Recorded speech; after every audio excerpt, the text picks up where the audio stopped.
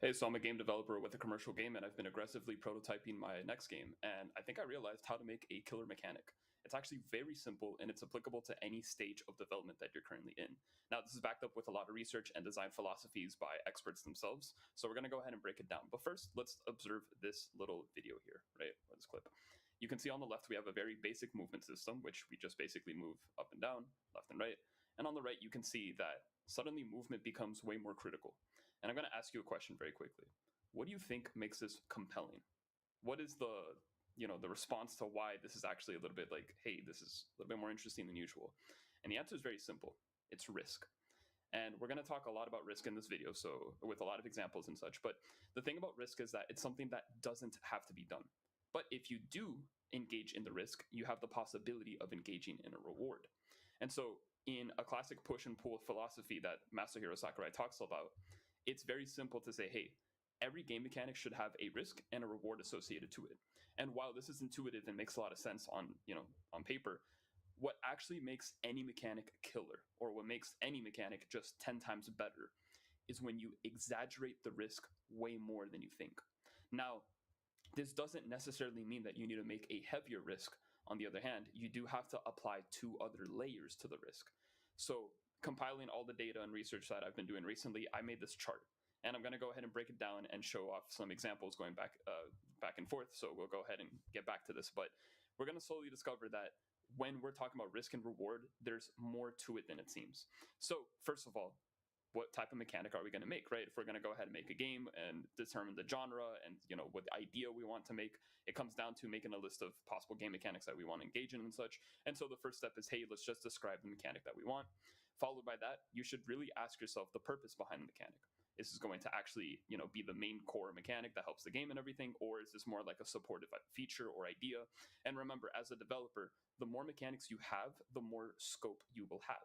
So you always want to use this thing called via negativa, which is basically the concept of, hey, reduce as much as possible, because at its simplest form, you end up having more effectivity.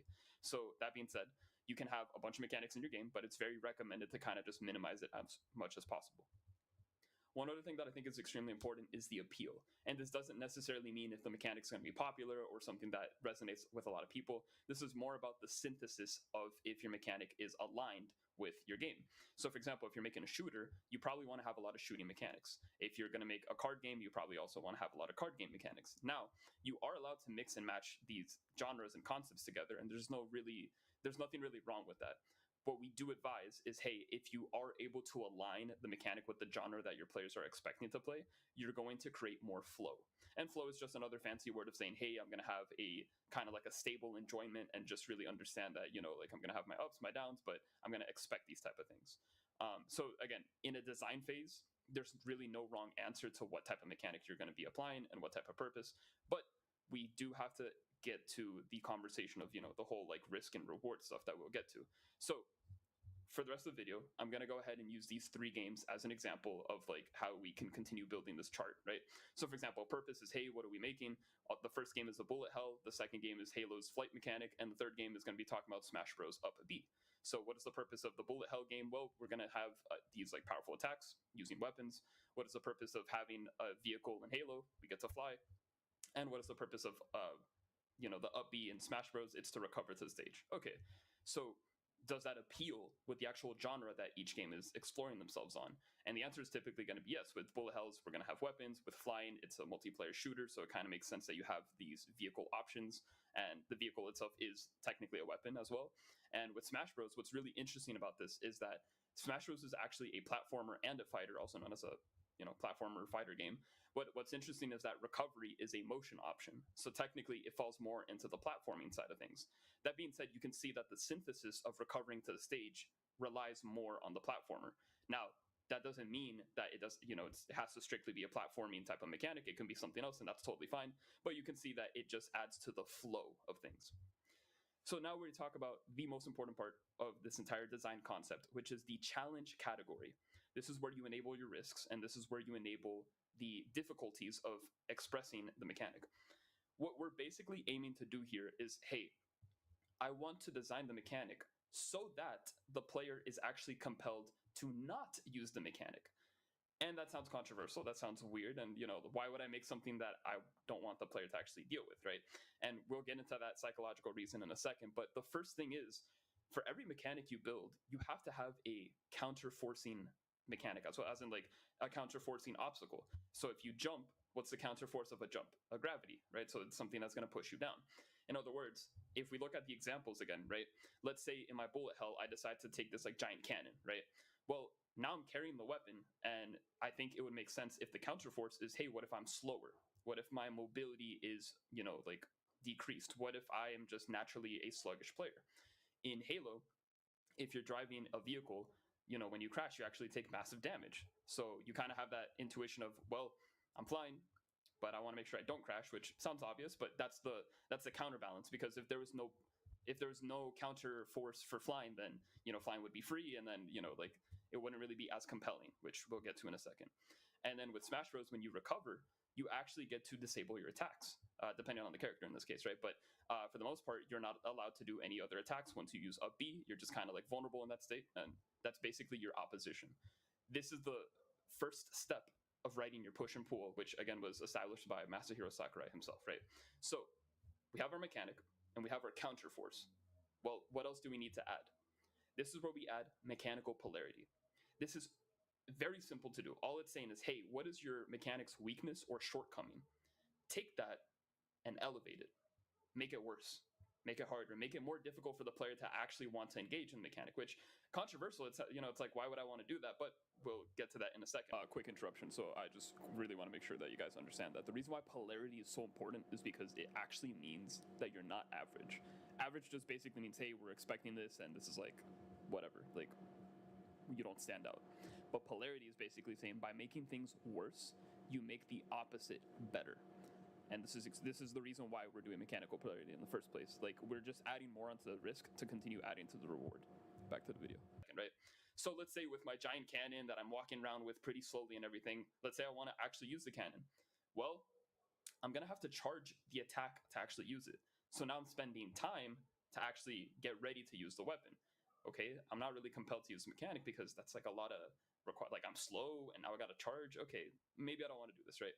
In Halo's flight mechanic, for example, did you know that if you crash really hard, you take not only massive damage, but you actually eject from the pilot seat?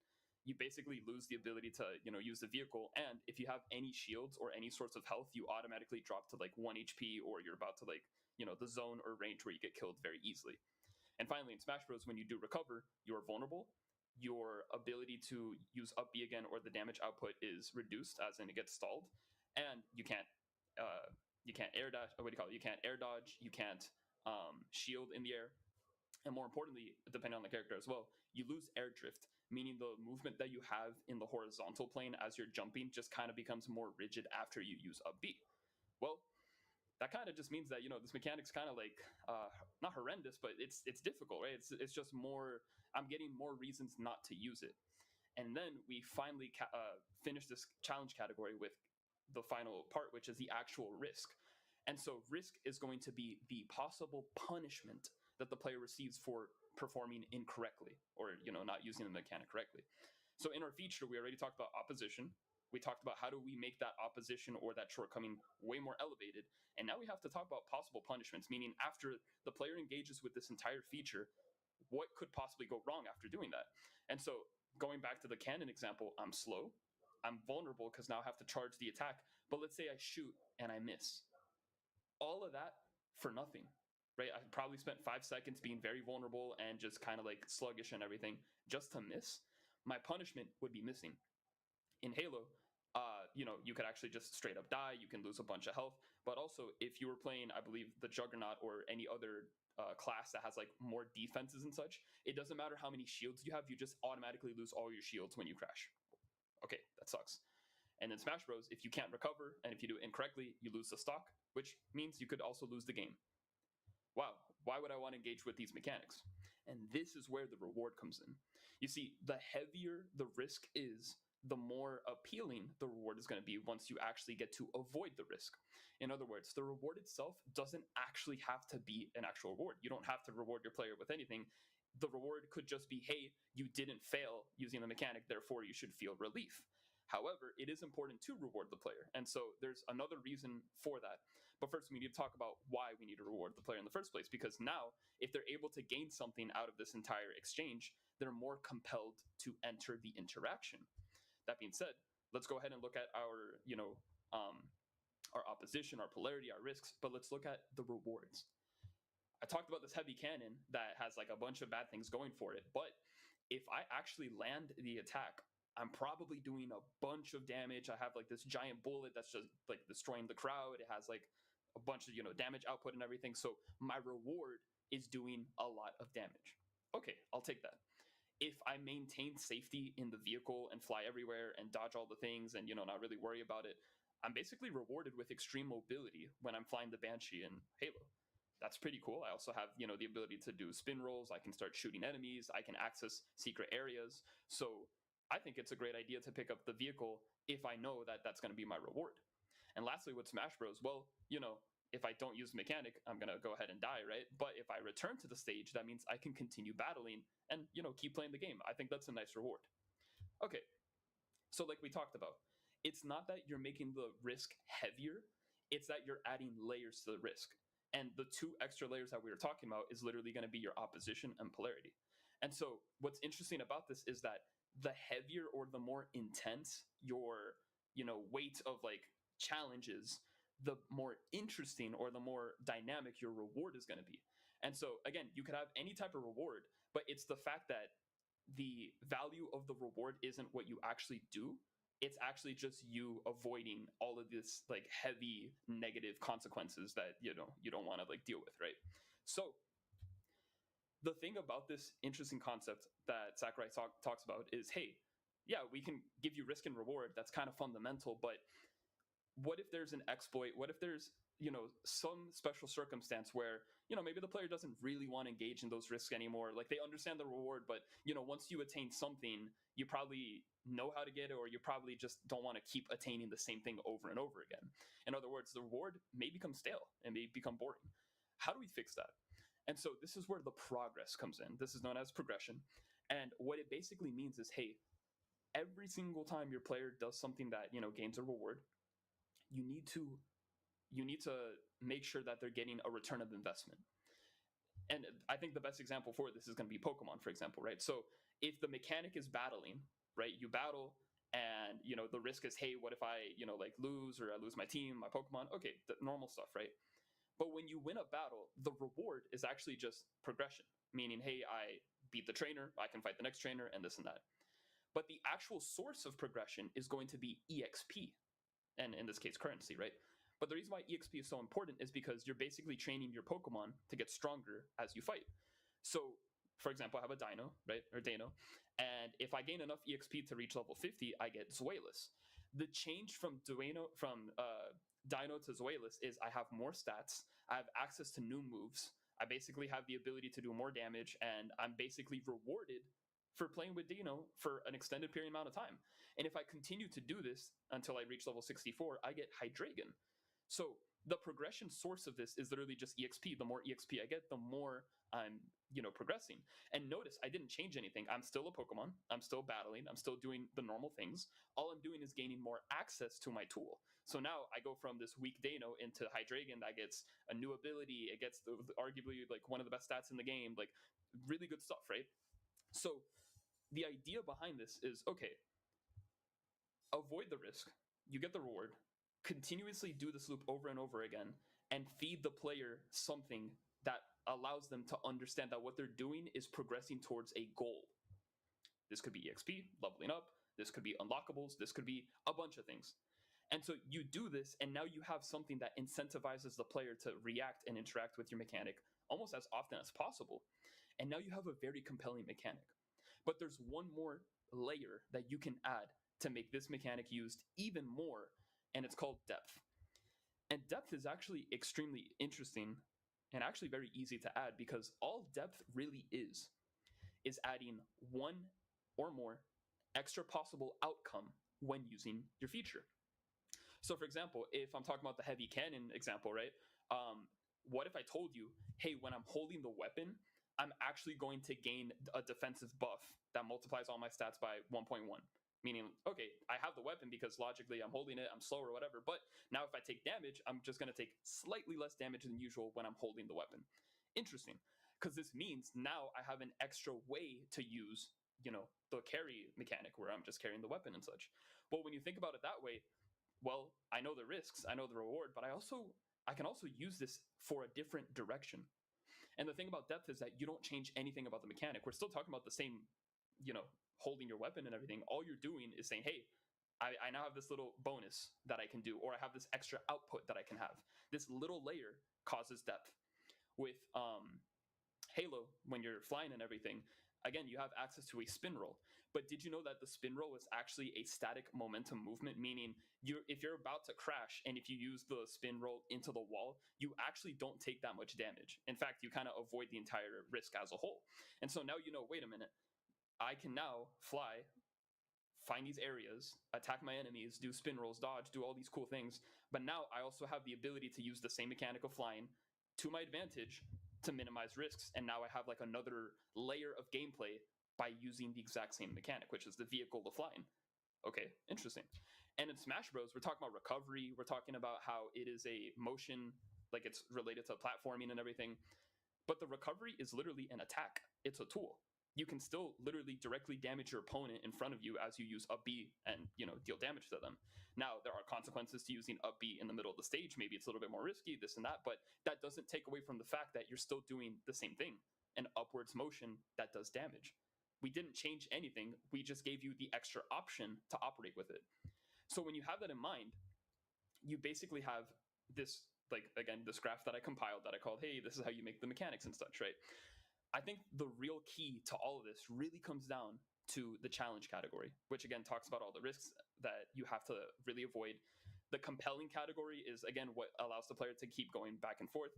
And the investment category is just why they should continue going forward, right? So again, progression gives you EXP, could give you like more reasons to achieve a goal. But depth is just that curiosity of, oh, well, I could also use this to achieve the other goal that I have in mind. And so if we go back to this little, like graph here, we talked about risks and rewards. So you really just want to make sure that the risk is extremely heavy, that it's really taxing, that it's really disastrous if you mess up. And that's okay. And that your reward should be good. It should be something that actually rewards the player and makes them feel good and such. But the key here is to make sure that you're actually letting them progress. Meaning the more times they achieve that reward over and over again, they now have another level of reward that they can have. It could be the same thing. It could be extra stats. It could be more power. It could be a bajillion things. All you want to do is continue to let the player, be rewarded for investing in your game at the end of the day. That's literally what it all does. So if you can create a mechanic that adheres to these rules correctly, you basically have a killer mechanic. And the reason why I think this is such a good philosophy here is because it's really applicable to any idea that you have. It could be movement, it could be attacks, it could be dodging, it could be trading, collecting. There's any mechanic you have in mind. All you have to do is just continuously add onto the opposition and mechanical polarity aspect of it, and then again the progression of actually rewarding your player, and you have a killer mechanic. One more example of progression that's very important is the one that I'm going to demonstrate here from Dodge King, known as the dodge streak system, which basically means right before you're about to take damage, if you move, that basically counts as a dodge, and you get points for that. If you're able to chain points over and over, you end up leveling up, and the consequence of doing that is allowing you to increase your attack, gain an upgrade, and basically level the playing field with other robots that you're fighting. You don't have to take this route though. You can actually just continuously dodge, or not even attempt to dodge, and just play it super safe. You can go up to robots, do neutral attacks, but the consequence of not engaging in the mechanic is you simply never expressing a higher level of power, never attaining other upgrades, and simply kind of like falling behind when enemies do eventually get tougher and have harder patterns to dodge from and everything. So what I really want to exaggerate here as well is that a very well-placed mechanic that has a really good progression system is that there are both consequences for using and not using said mechanic. So if my feature says dodge, then I should reward the player for doing that. If my player completely never wants to dodge at all, they can still play the game completely fair. However, there will be consequences for that. So that's when you know that your progression style, or like whatever you design for progression, works when it has consequences for both using it and not using it. So, hey, let's say you already, you're prototyping a game. Maybe you're in the middle of your game development right now and you just want to kind of reassess some of your mechanics at the moment, and you might be asking, hey, like, I understand this, but maybe I don't have that much polarity. Maybe I don't have that many negatives in my current mechanic. And so I have a couple of examples that you can go ahead and use. And again, this is super easy, right? It could be very little things such as stats. It could be your ammo. It could be how you move, your weight, your gravity, all of these things, not a big deal.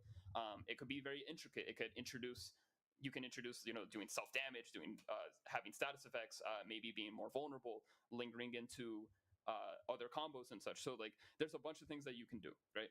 But what I want to share here today is, this is the little chart that I designed and such. Again, a lot of inspiration comes from a lot of research, thanks to Masahiro Sakurai and other developers that have been contributing as well. But I also do want to say that I made a worksheet that you can go ahead and download for free and just go ahead and use whenever you want. And it basically talks about all the things that we just discussed here, which is your mechanics, the purpose, opposition, mechanical polarity, risk, reward, progress, depth, appeal. And you can just go ahead and kind of like fill it in. Ask yourself, like, is this going to work? Maybe I should assess this. Oh, my mechanic actually doesn't have that much of a risk. Oh, my mechanic has a reward, but it could be better. So it's just a little instruction guide where you just, put your answers in, kind of read the instructions a little bit more to see, like, okay, what do I need to do to evaluate this? And yeah, so I hope this really helps. And I'm asking you to go ahead and continue making a compelling game. So good luck.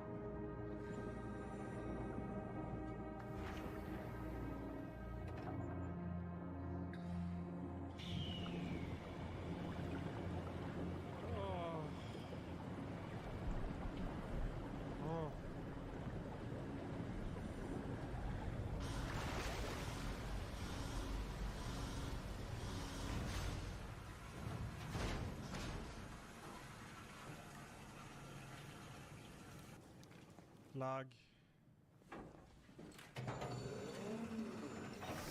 Hey.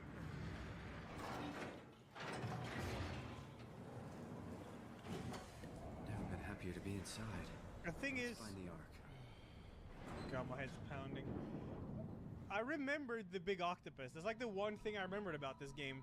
But I didn't remember that it got so close. It went right into me. What I remember was it came above you.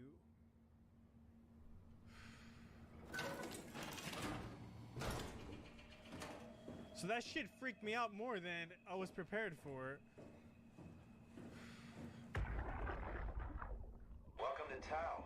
What's left of it. Are you guys all right? What happened here? We ran out of real food long ago. I would like to see that sick. octopus in the light. Haven't heard from anyone in months. No shit, they all think you're dead down here. Some failed evac story circulating at Omicron. Oh, God. Listen, son, we're on an important mission, and we need your help to operate the Omega space gun. When it's done, we can all head back up the plateau. But now we need to get moving. Of course. Head on through to the habitat. We shut off the front section to preserve power. All right, see you soon.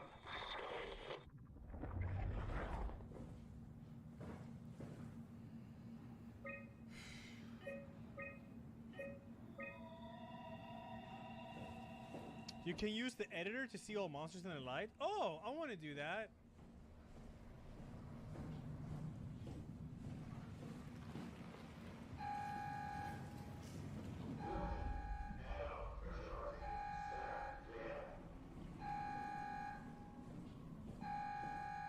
Am I pretty close to finishing this? I don't remember that there's I don't remember that there's not much left.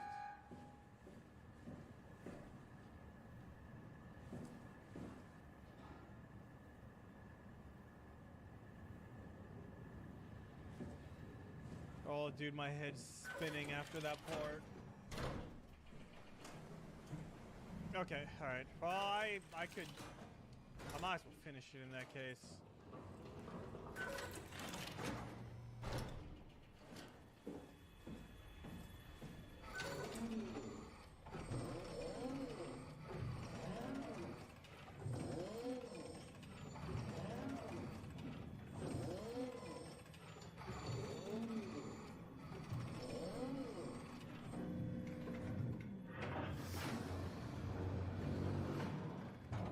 How long is it, man?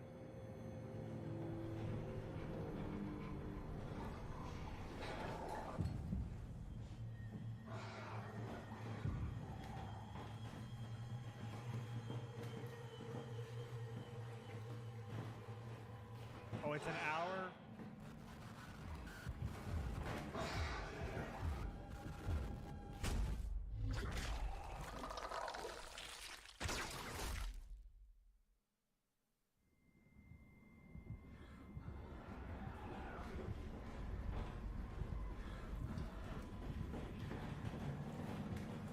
For fun!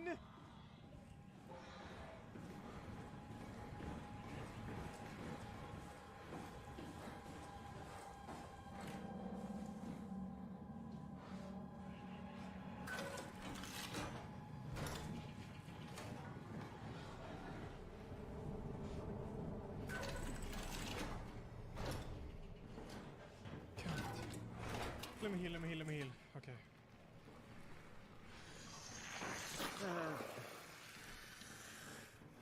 God.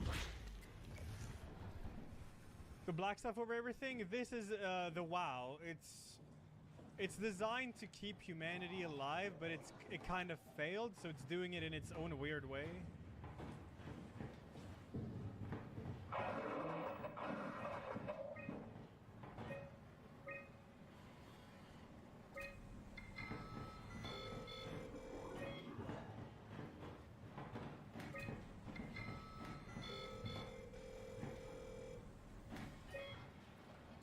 Oh, infirmary. Anyone there? Not in the mood to talk to robots. No offense.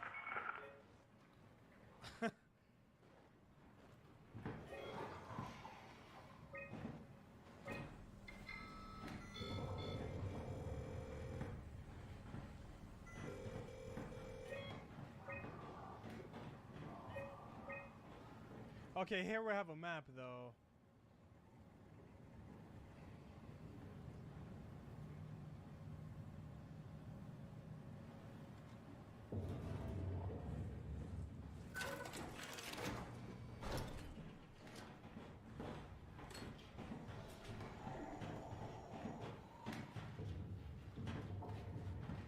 Good night, Slice. Man. Have a good one, dude.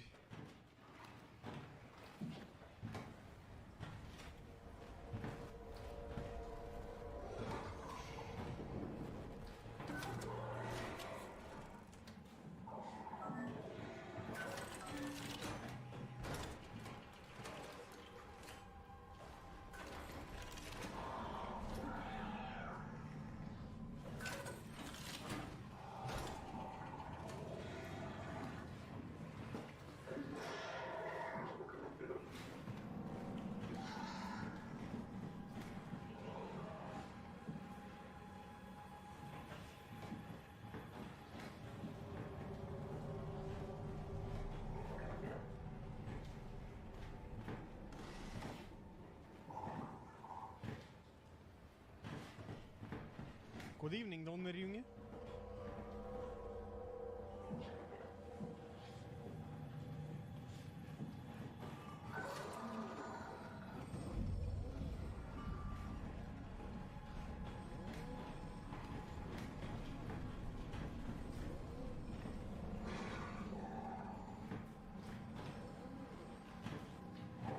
Yeah, I do, Gothchild.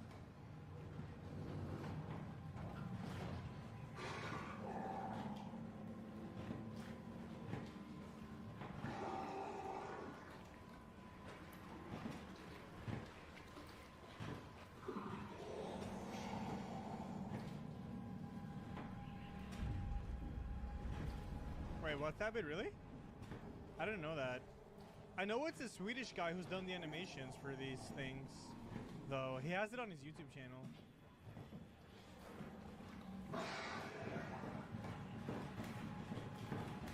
Oh! Open up! Open!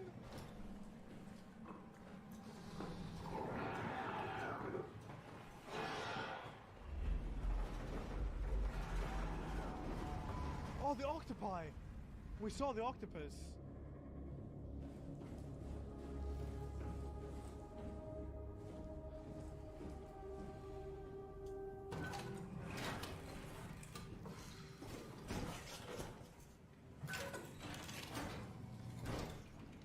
Oh shit, man. Oh, I didn't know that. That's really fucking cool, actually. Woo! Did it.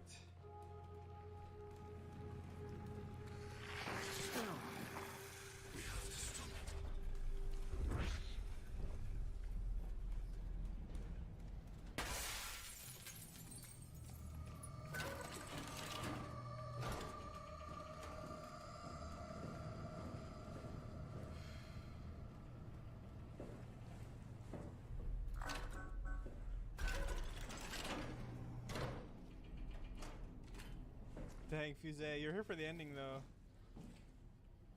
Oh, Jesus.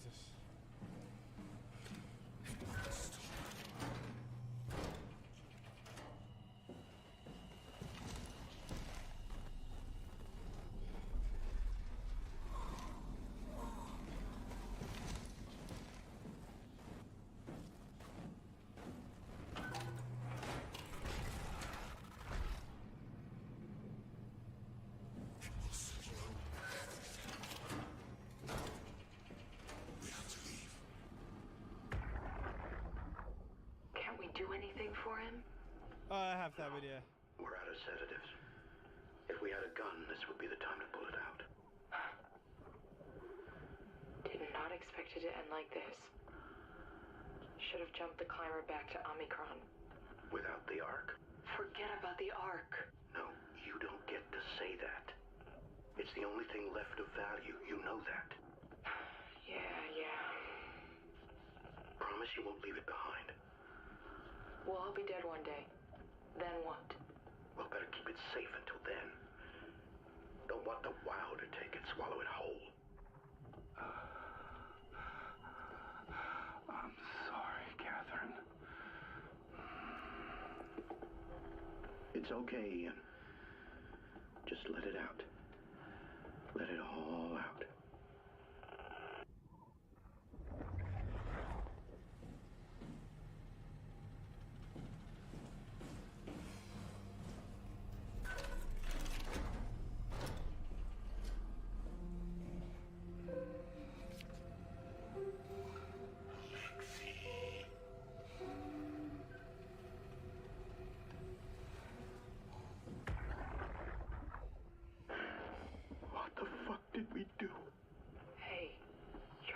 Think about it.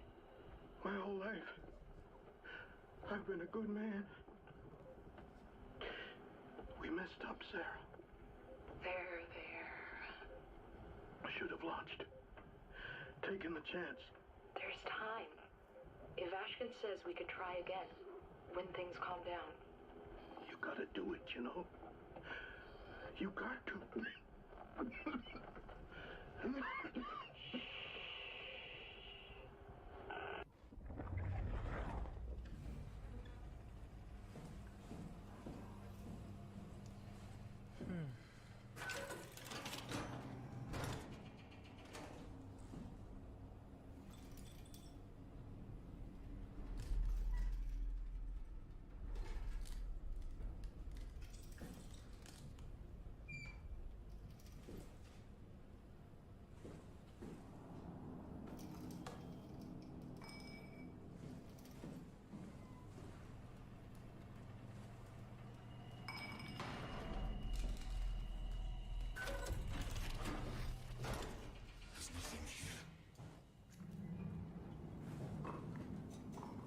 Hey, Big Billy.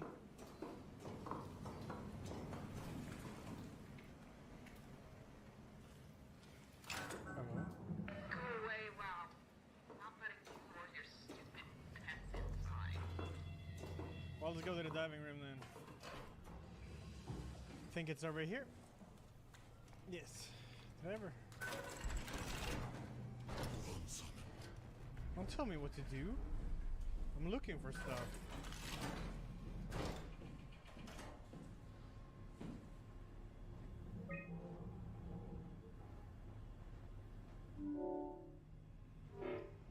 Oh.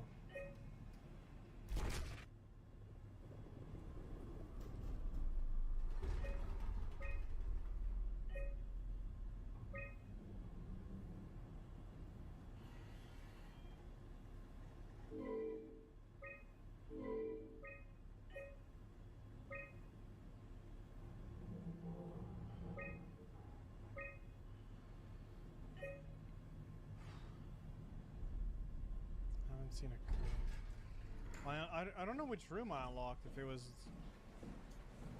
the one where she was. I don't think so. I don't know, man. I need to check. I doubt it. Oh, it is. Yeah, it is. It is. It is. Okay.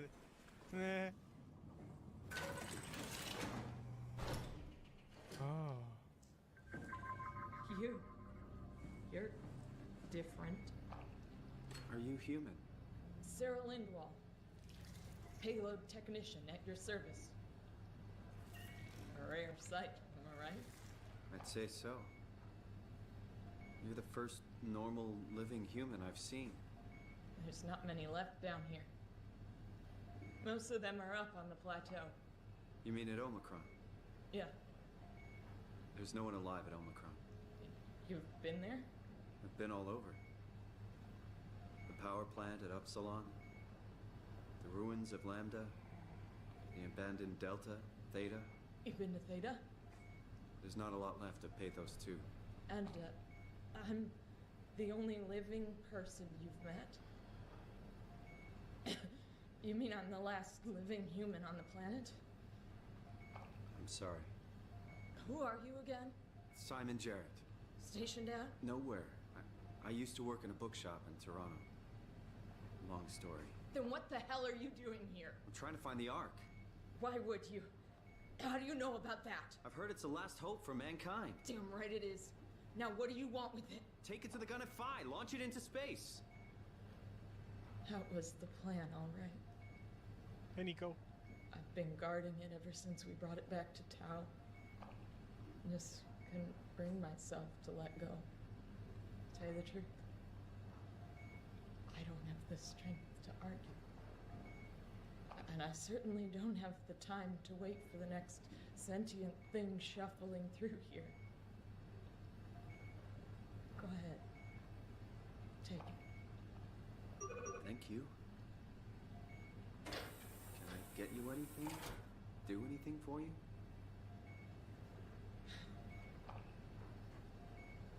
You could kill me. Good one. You serious about me killing you? No, I'd love to hang around here until I dry up to the size of a raisin. Simon, this fucking sucks. I don't want to live like this. Shouldn't we be doing something to keep you alive? Why? You're the last human. I just find it disrespectful to our entire history not to fight this. Sure, we have the Ark, but you're the real deal. Thanks. That's probably the best compliment I've ever got. But the truth is that the Ark is all we have.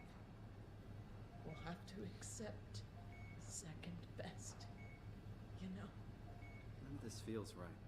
Simon, I want to die. Sarah. Just think about it. Be careful.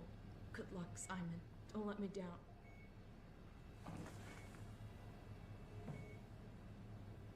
I still can't believe I'm the last one. It's crazy. If that had worked, that would have been amazing. Doesn't. Knock it out of the park. Chad, she wants me to. Don't let me down. I'm glad you came by. Good to get this over with. It's time, chat.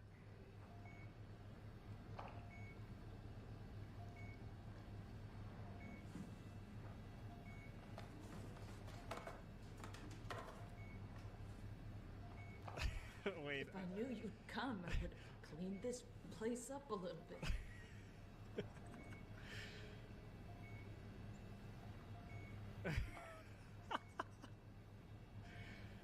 I know it's a bit of immersion killing, but this is the right thing, chat. Oh shit. Okay. Good luck, Simon. Okay. Would you stay with me, please? It won't be long now. Just please, just stay. What a crazy thing this was. Life. At least I won't have to turn 30. Hooray! Can you sit on the bed? Oh shit. Wish I could have died at home with my friends. You ever been to Greenland? It's very beautiful. Well, at least when you get out of the city. Hope she doesn't have any pain. Nanook is busy, and yes, there's like 12 million people trying to get around, but it's a great place.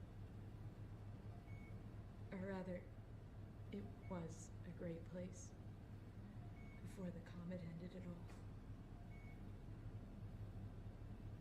You know what? I prefer it this way.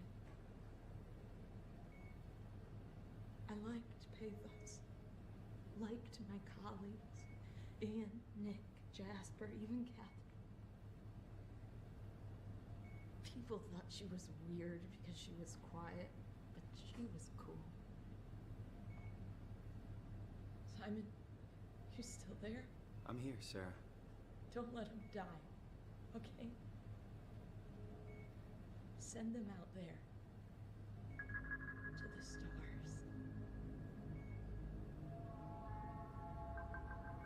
So you can choose to not kill her, right? I think she's gone. The black box is inactive. Probably found a way to switch it off.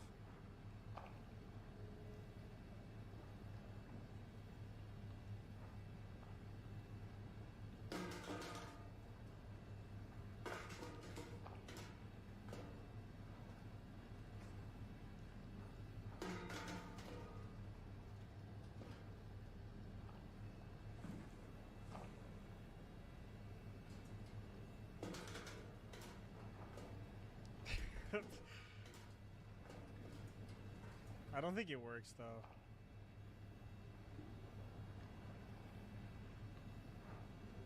Yeah.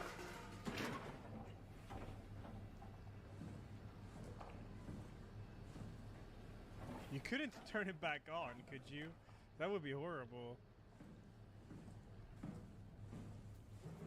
No way I can climb a ladder while carrying the ark like this. Let's just drop down then.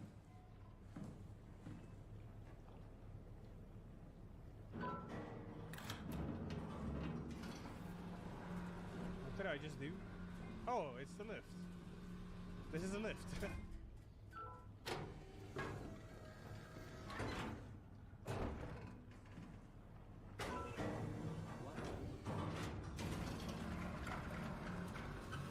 Alright, you, what? 100 if you flip it on her head. What? Are you serious? And it has to land on her head?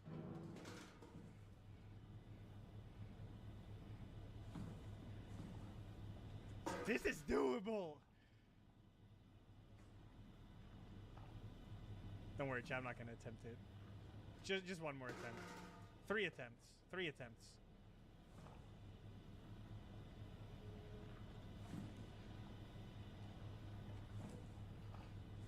I mean, it would work.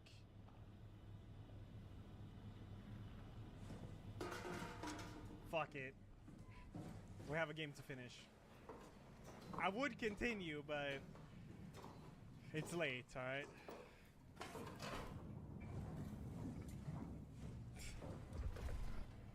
Dive room is here. And the Ark is down here. Alright, the Ark, but...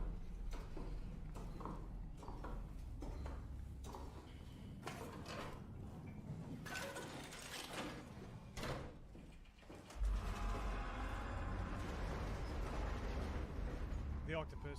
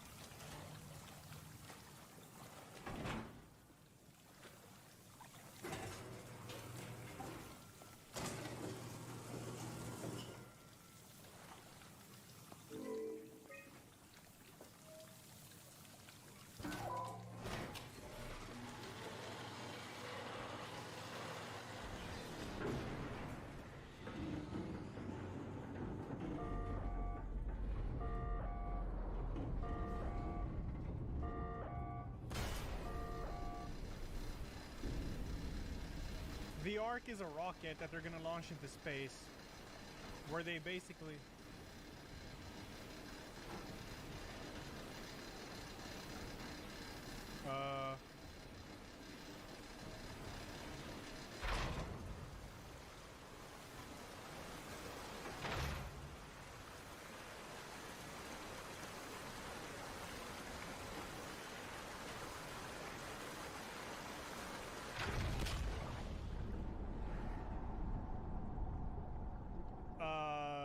they put humans into the Ark. Like, their conscience they put into the Ark.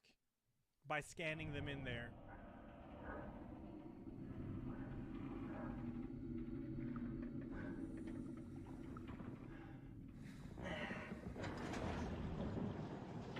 This, oh yeah, this little thing is the Ark, and then we're moving it to the rocket now. Get out of my way.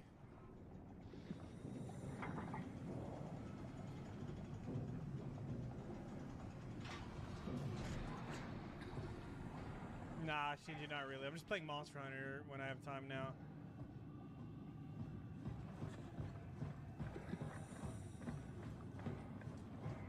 Yeah, apparently it is, Ruffles. I don't know. Some kind of cable. But it only happens sometimes. I'm gonna replug the cables after stream.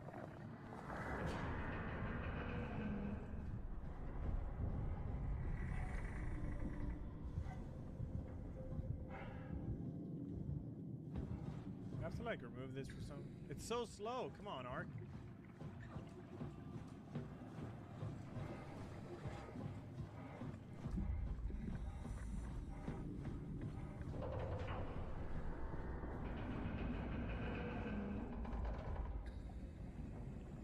Okay, how am I supposed to get through here?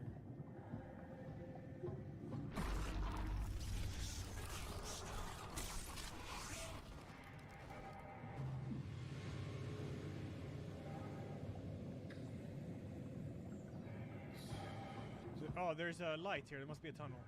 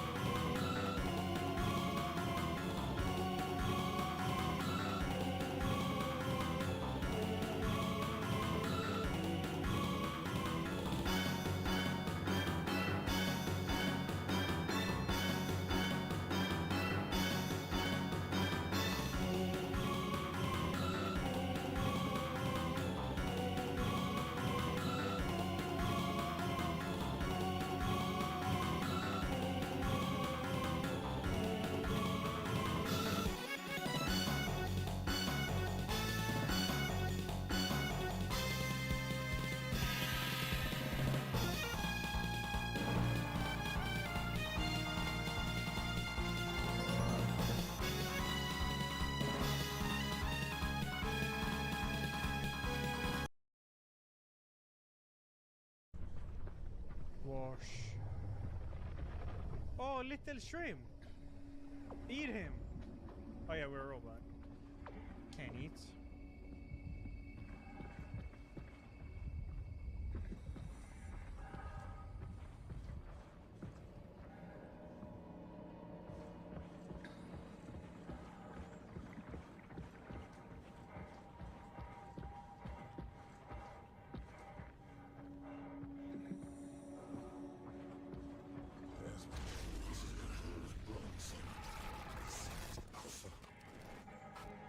Thank you, Shep. Thank you, thank you.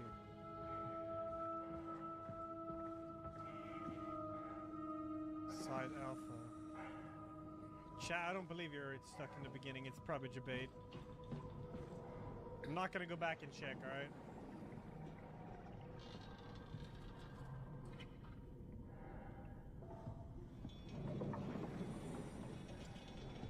I said we can play Ruffles when I actually like get up there, you know?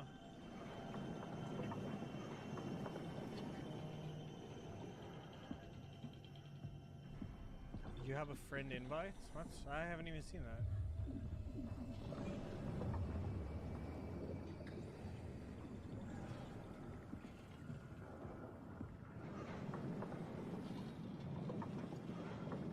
We have a Steam group community thingy.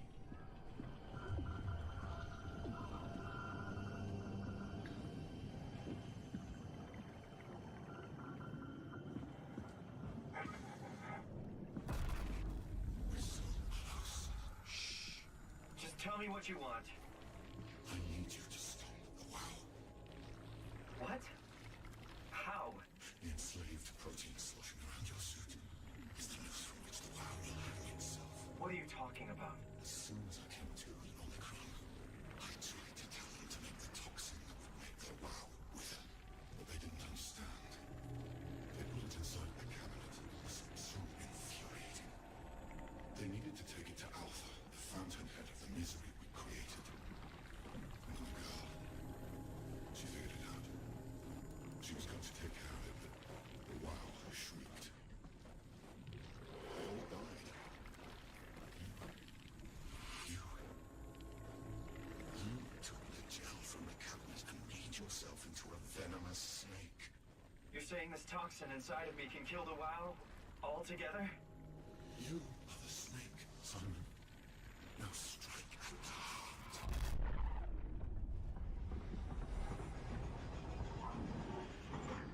What the hell is that? The heart. It controls all the structure gel on Pathos 2. All you need to do is poison the imprint, and the heart will unwillingly spread it across Pathos 2, killing it. Feed it, Simon. Push your arm into the heart.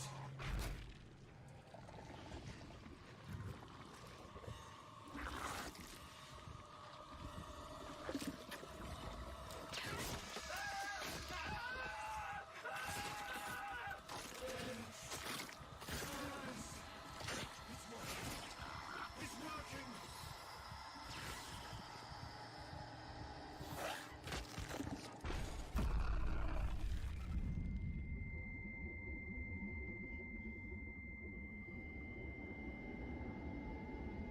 Please. I did what you wanted. You did good, Simon. But you can't leave. The only way to make sure the WoW stays dead is to destroy the only one who's immune to the new pattern. Don't worry. I'll make it quick. Oh, God!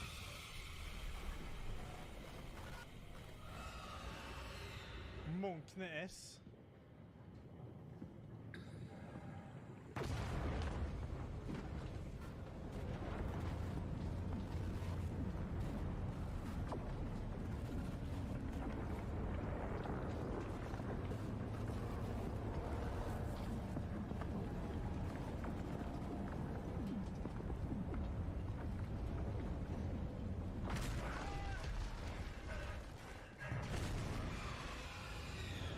Motherfucker, what's happening?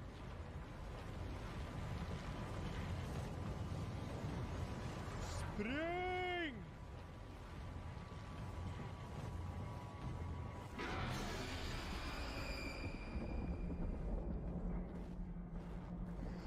Okay,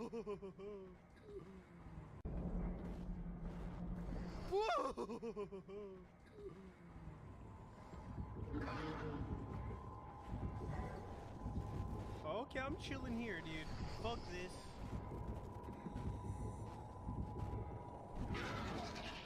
Fuck this.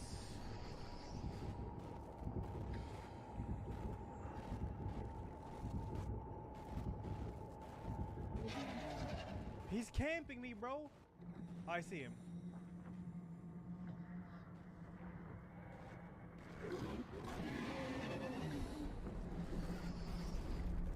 Go.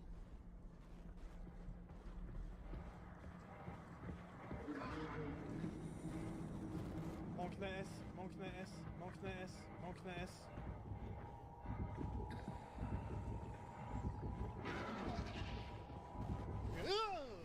You ain't having my posture.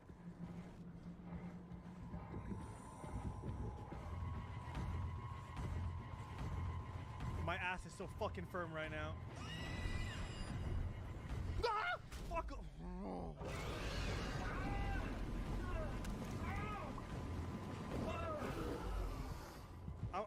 I'm alive. I think. I can barely move. My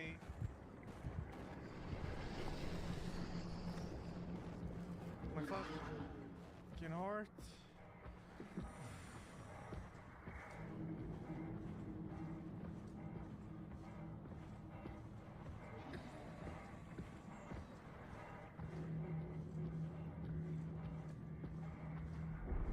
Please, let me alone.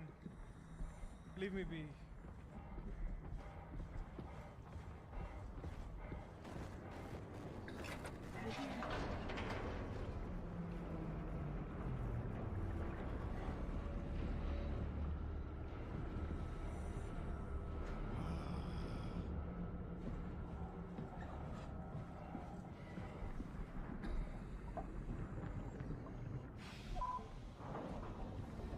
The arc is already here.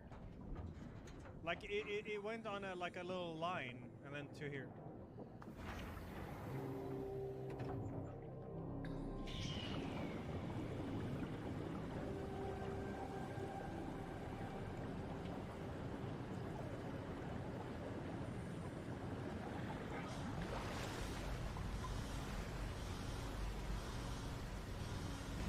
Hey, dead fishies.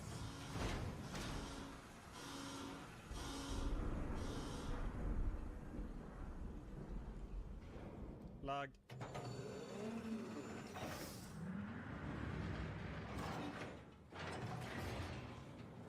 This has to be Phi, right? Hope the Ark made it here in one piece. Any healing here? Need some healing.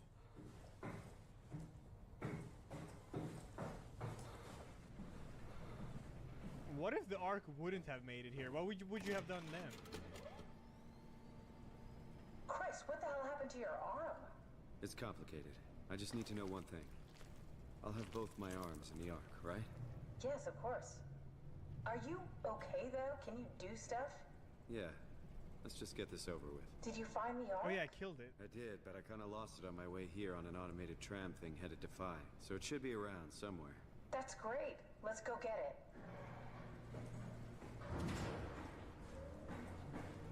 Just get it, forehead. Alright, Phi is up and running.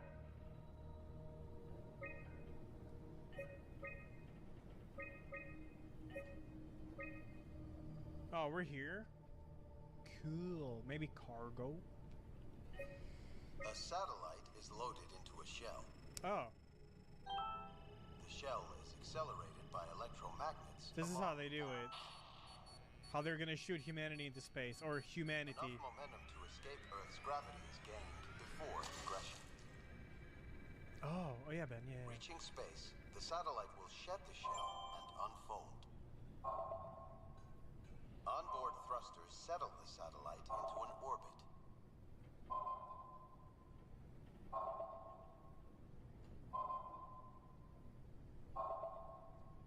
Did you find out what happened to the Ark team? Not really. For some reason, they didn't go through with the launch. They took the Ark back to town. I hope everything's okay with the space gun. Yeah, I doubt I'll be able to repair one of those.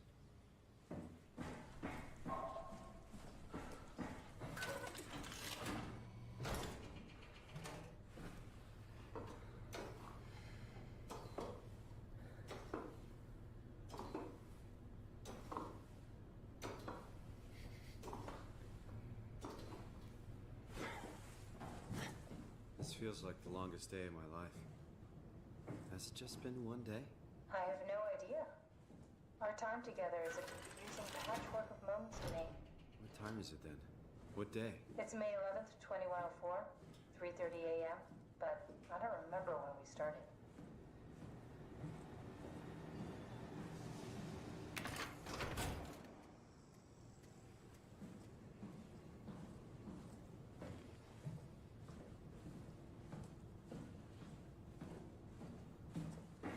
Oh, hey.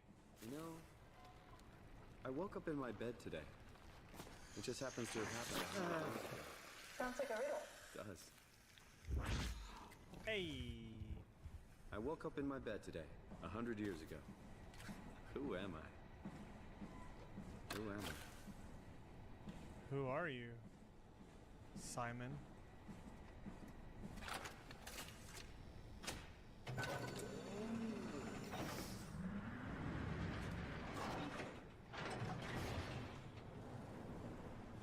It's crazy to think where I am. Not only is this the future, it's in the middle of the sea. I know nothing of this time or what the world looks like. Not much to brag about now. Before the comet, I guess it was okay. Yeah, better not oversell it. Might change my mind about the Ark. You seriously not gonna tell me what happened to your arm? I had to make a quick stop at Site Alpha to help kill the WoW. What? How? Why? Stop it from torturing the memory of humanity. Okay, let's just get back to work. What will you do when you get into the Ark? What's the first thing? Make sure the Ark is safe, stabilize flight path, activate solar panels. What's the first human thing you're gonna do? Oh. Watch the clouds roll by? Does that count? I'd say so. Are you suggesting we keep it down here? Doesn't that defeat the whole purpose? Eternity among the stars, remember? The people inside the Ark won't know the difference. We can just keep it down here, and we don't have to risk the Ark being shot through 5,000 meters of broken barrel, and then push through another 100,000 meters of a dust-filled atmosphere. Will the casing stand all that pressure? Oh, the odds aren't great. Catherine, say something. I don't care what you think.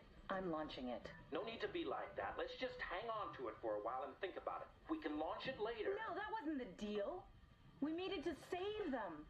To launch it. Out there, it's hope. Down here, it's a fucking terrarium waiting to die with the rest of us. Come on, Catherine. It's not asking much. Let's just think about it before we risk the only hope humanity has to survive this hell. No, we launch it today. This is my project, my Ark. It's bigger than that. Don't you get it? It's not for you to decide. We're talking about the fate of mankind. Get away from the Ark. I'm taking it. No, you're not. I'm not gonna let you ruin this. Stop it! Guys, calm down. Get away from me! No! What the fuck did you do? It was an accident. Catherine, talk to me. Catherine. Oh, God. Catherine. Did you say something? It's you. You had an accident. What do you... Oh. You mean Catherine. Don't worry, it's better this way. I think I found the assembly space. What do you see? It's like a huge open shell. A bullet ready to be loaded. That's great. All prepared for the Ark. On it.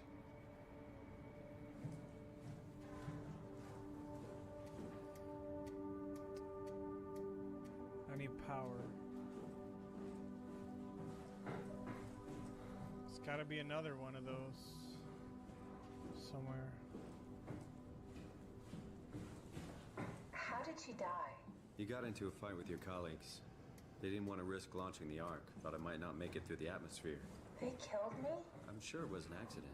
Where did I put the first one? They were just trying to stop you from launching. There. I didn't remember where I put it. How could they kill me? Catherine. I know I'm not an easy person to like. I just thought they trusted me. Come on, don't do this to yourself.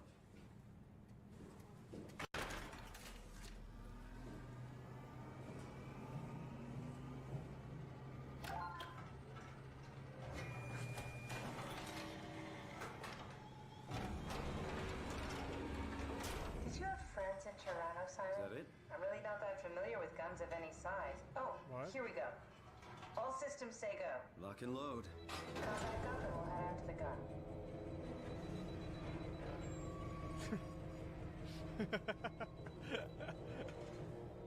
She started it. I didn't even skip that. I pressed the button, then she started saying it, and he just ignored Do you think it. the Ark will make it through the atmosphere? How and was I into supposed to space? know Well, that? this doesn't matter anymore. We just need to try. If we burn, we burn. If we're lucky, we just gave humanity a new chance, a whole new era.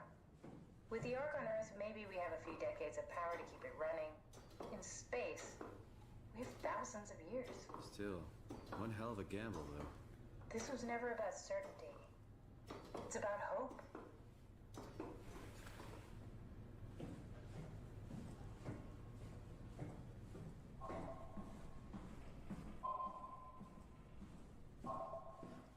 It's thus time. Oh. Now what? Now we just need to get the shell into the gun and then, kaboom. Aren't you forgetting something? How are you gonna get us on board the Ark? Don't we need to make another scan? Oh, don't you worry. You don't operate something like the Omega space gun with your bare hands. You mean, it's a pilot seat? Like back at Omicron? Yes, and we can use it to transfer you to the Ark while operating the gun. 2 birds and all that. Now, take the Omnitool and plug it in next to the seat and I'll guide you through the final steps.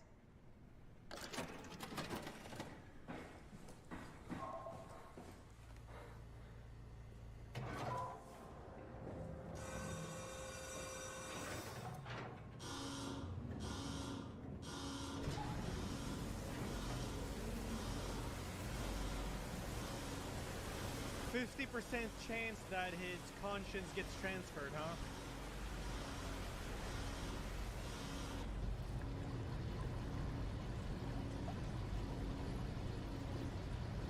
That's what she said. Catherine said that it's a 50% chance that your conscience gets transferred when you switch bodies. That the one you are now gets transferred. And not a new you. Capiche? She does say that, yeah.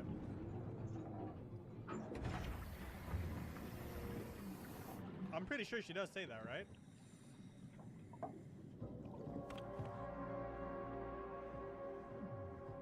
I remember hearing that. She said coin flip. Oh, yeah. Only Simon says it. Why do I remember it was her saying it?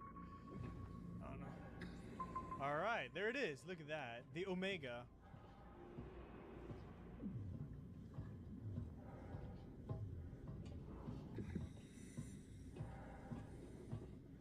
I want to see it up close.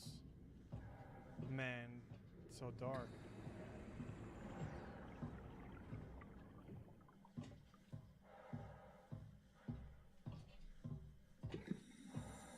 Oh yeah, she says it's a coin flip.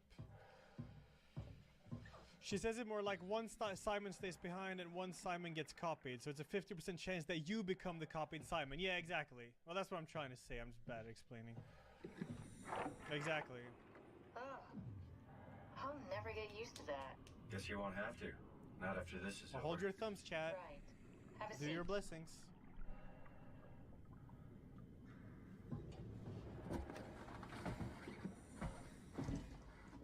Comfortable? As good as it's gonna get. Okay, I'll activate the seat. You should be able to use the machines to load the bullet you assembled. How do you operate this thing? Don't know, I never tried this one. But pilot seats are notoriously easy to use, so it shouldn't be a problem.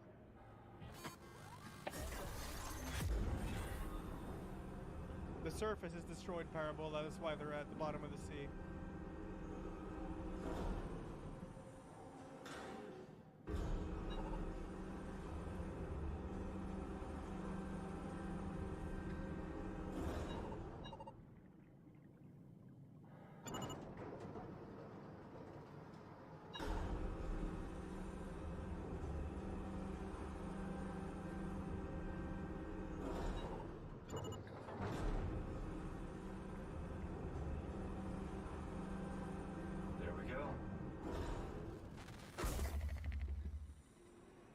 Okay, ready when you are. Just hit the button and we're off. But we need to transfer our minds to the Ark. We also need to make sure it launches at all, so I tied them to a single switch.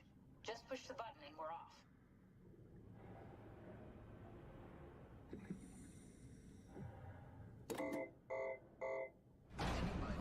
Here we go. No turning back. Thank you, Simon. Don't mention it. It's an amazing thing you did. And I want you to know I appreciate it.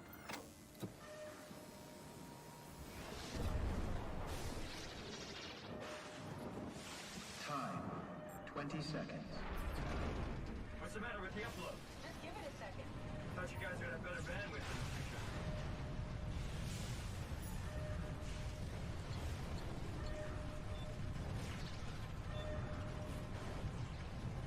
Ten seconds. 9, 8, 7, 6. You gotta be kidding me! 5, 4, 3, 2. Fuck yeah, we made it!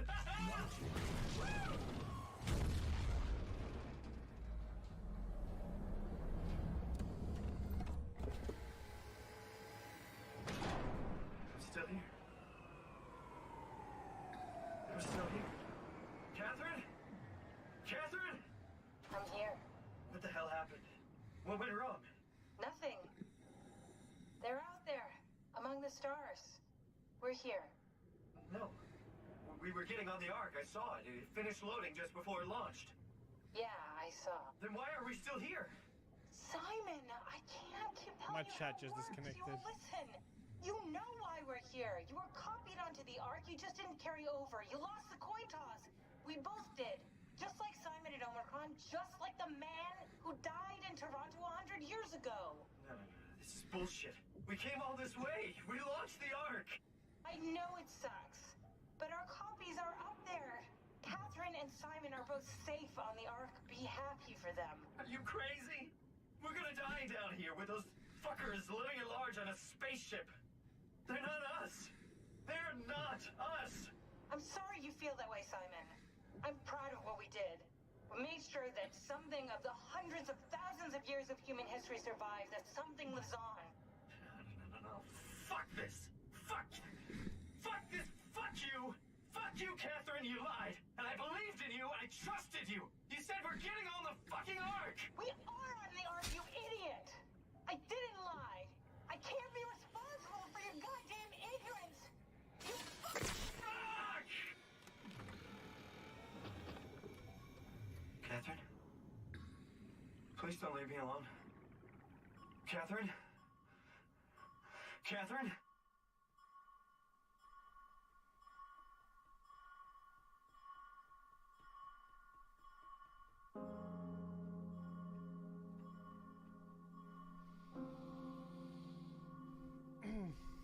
Now my chat's back right after the cutscene.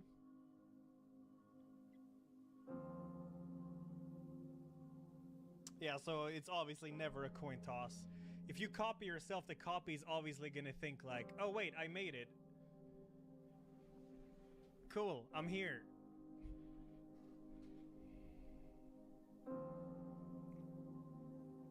So they just switch perspective with the one you play.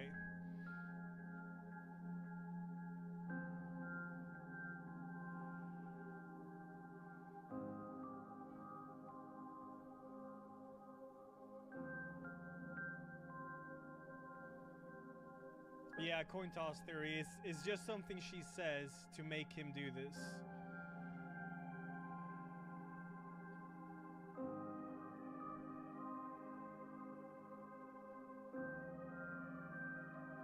It's not over, Chad. Just wait after the credits, right?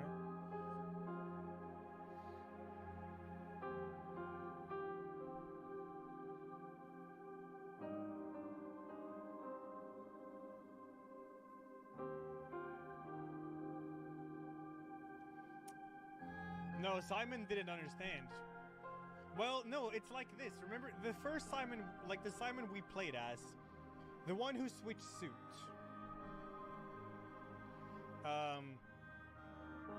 We killed that guy. But he thought he transferred because obviously the copy is gonna think it worked. Because the copy remembers the same things that Simon does. So they just switched their perspective. So he's like, oh, I actually made it. I actually copied myself over. My conscience made it. I won the coin toss. But there is no coin toss. It's a copy of himself. Obviously, he's gonna think he made it.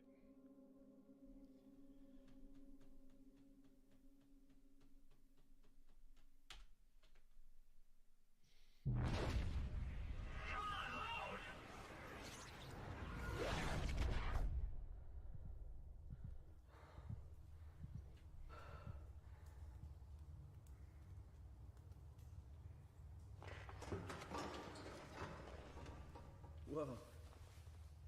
Is this? See? Did it work?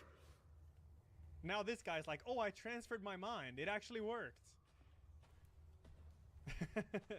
It's so messed up, dude.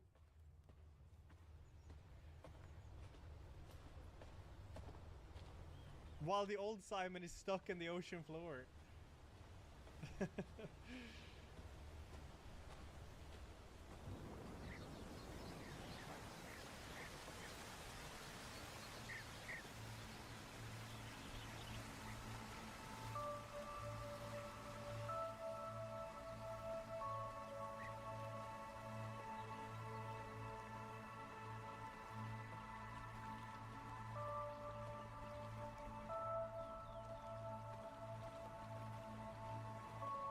How will he die one day? I don't know. Maybe that big worm can come and eat him or some shit.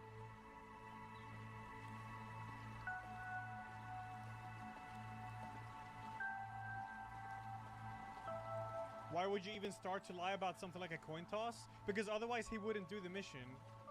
He wanted to get on the Ark and live in this paradise. So she's like, yeah. Then the coin toss thing happens. So she uses that to make him do this. Because it gives him hope. Normal. Normal.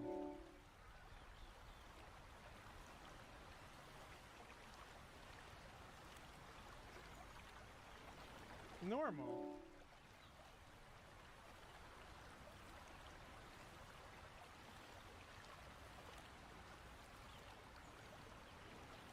Pleasant.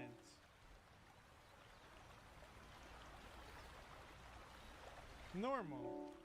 I mean, I would feel fine. Whatever, man. We're in paradise now. How do you perceive a new existence? It's a continuation of my like a new chapter in my life.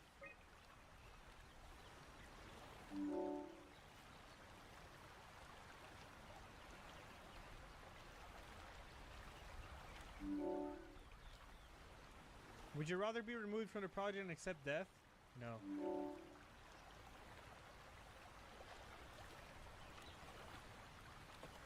Imagine yourself as this situation. Yeah, it's horrible. It is.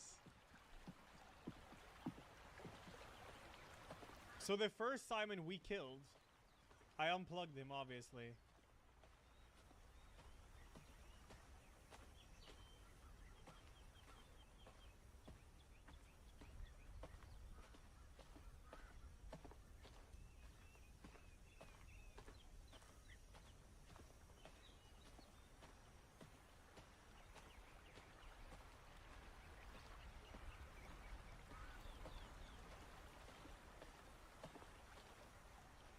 Couldn't the clone technically be the one stuck in the ocean?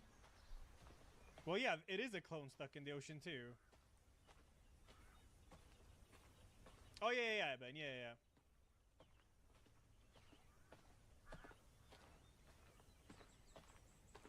Catherine? They're all clones, yeah.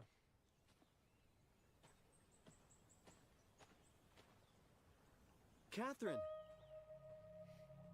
I can't believe we actually made it. Well, we did. I'm so relieved.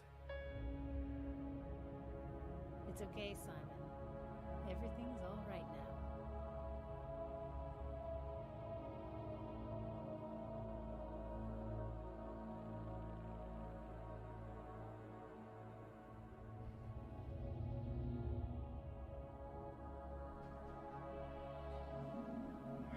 Man.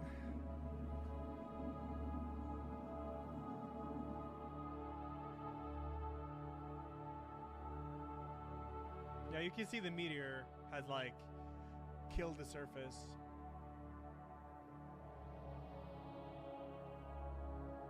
Never understood why people dislike the ending.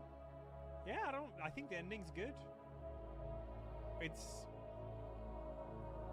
kind of it's a happy ending, but it's also a sad ending. It's yeah.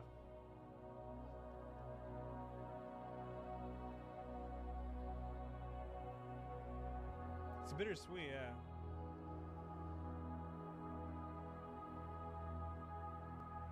What's the point of the arc? It's not like the human race can rebuild. Yeah, I don't know. Just to live on in a fake world?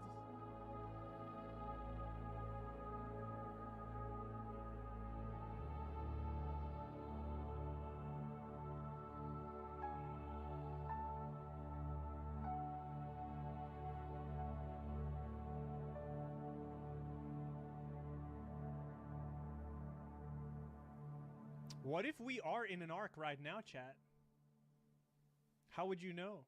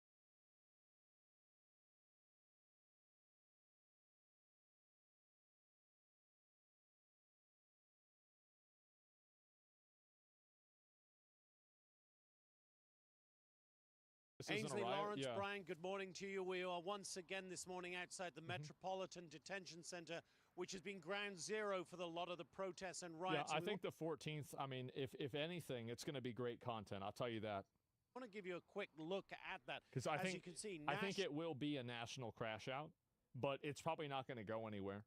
National Guard troops are covering the entrance to the Metropolitan Detention Center. And as you look just behind them, you can see one of those white transport buses that have been used to bring in some of the arrested illegal immigrants into and out of this the bars facility. on the windows. And it was when one of those buses moved yesterday afternoon that the first clashes of the day really began. Police decided at that point, after having a couple of bottles thrown at officers who were escorting that bus, that they needed to push the protesters back. As I said, bro, that guy in Florida, he had it right. If you're shooting fireworks at the police, like you gotta, and also here's the funny thing is that if the police say that they're gonna do that, people aren't gonna be bringing bricks and throwing them because they don't want to die. So that's how, again, like it's peace through strength, like unironically. Like if you tell people like if you do this, you're dead. They're not going to do it. Protested through some fireworks at some point. They continued to throw bottles and rocks at the officers, so they pushed them back pretty strongly. There was once again just one more scene that really riled up the president. This is a new one? And he took again to X this morning to say that this is all the fault of California Governor Gavin Newsom. President Trump writing on Truth Social, excuse me. The incompetent governor of California was unable to provide protection in a timely manner when our ICE officers... This is peace through strength. Yeah, they did that during Tiananmen Square with tanks. How'd that go? I mean, I don't know what you mean. So, like, you're saying that, like, because the Chinese totalitarian communist government has, you know, like, done something really bad in 1989, that now we can't enforce the laws? How does that work? Patriots they are, yeah, were attacked by an out-of-control mob of agitators, troublemakers, and/or insurrectionists. Make America great again.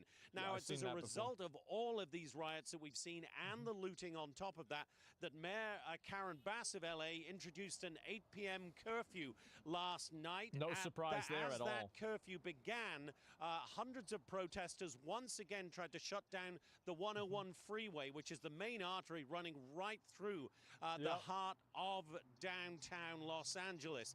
Police again moved in after the protesters cut through fences to get on to the 101. They started... we watched this one live. This is whenever they all got arrested. They got put in that LAPD bus. This is the magic retard bus, and it takes them straight to jail. Rounding them up, as we understand it, something like 67 arrests were made in all. And as all of this was unfolding last night, Governor Gavin Newsom decided to deliver his own address. It was very much in a presidential style, no doubt, with an eye to 2028. And Gavin Newsom once again took the Trump administration to task. Listen here. This administration is pushing mass deportations, indiscriminately targeting hardworking immigrant families, regardless of their roots or risk. What's happening right now is very different than anything we've seen before.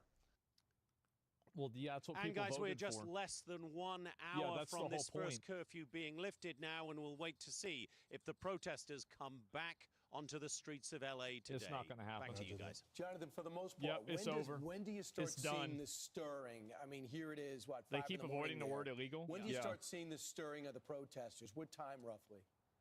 What are the chances someone will get killed tomorrow? Pretty low. I think that usually people get killed when... Like, the more police that are out there and the more force that's out there, the lower the probability of somebody getting hurt, I would say, really is. And I think that really bad things usually happen when you let people run wild. Because if people know that there's a police force out there and there's a level of accountability, you're not going to see that same level of violence.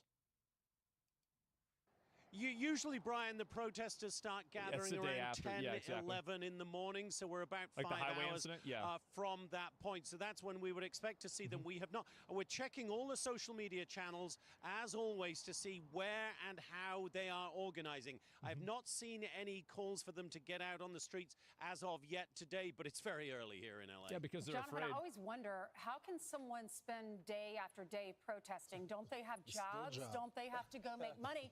But then we're learning that maybe some of them are getting paid to do this.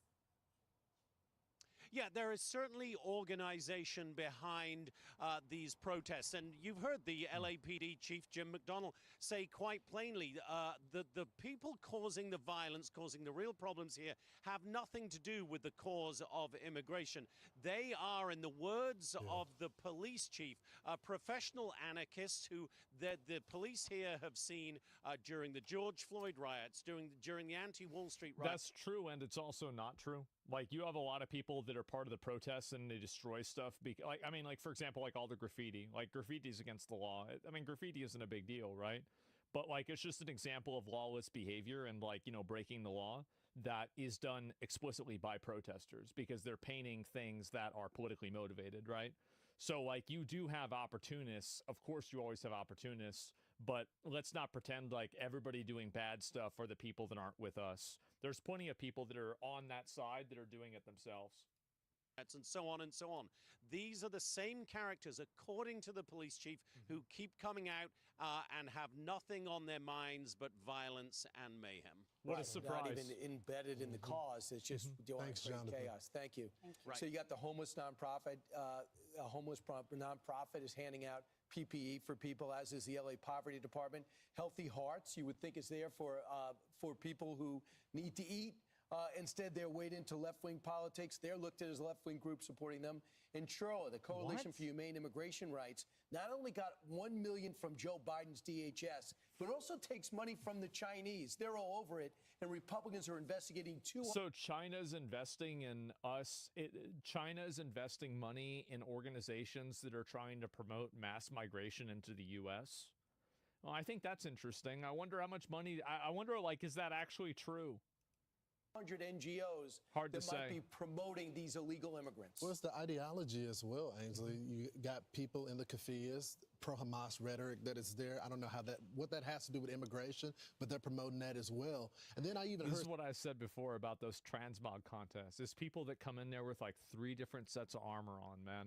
Like, you got like a BLM shirt, you've got that, you know, that thing over your head, and then you're waving around a Mexican flag. Like, pick a set and go with it. Like, yeah, like you got all these causes all at the same time. Some of the protesters with some of the interviews saying, okay, pick a cause. We have the Mexican flag here because this is really Mexico. So, I mean, we're dealing with people that don't believe in the West, that don't believe in America, that's trying to take us back in time. And there are... Which, by the way, if you wanted to rank who's had Mexico and California the longest, it would go Spain, America, Mexico. But Mexico's the one that really owns it. Connections to these NGO groups and all of these activist groups. Yeah, and NGO groups, your tax dollars. Remember when Elon was starting Doge and he said, all the money we're giving to NGOs, we don't know where that money goes. We don't know how they spend the money, but that's American dollar. Those are American dollars. And President Trump was speaking. Yeah, it's insane that American dollars and tax money is going towards this stuff. So we got somebody, I'm going to read this. I left Hassan's stream for some right-wing perspective. So far, all I'm getting is the dumbest shit I've heard in my life. I want to know what do you unhappy about? What is it that's got you going? What is it that's got you mad? No, I want to hear about this. We're going to get to the bottom of it.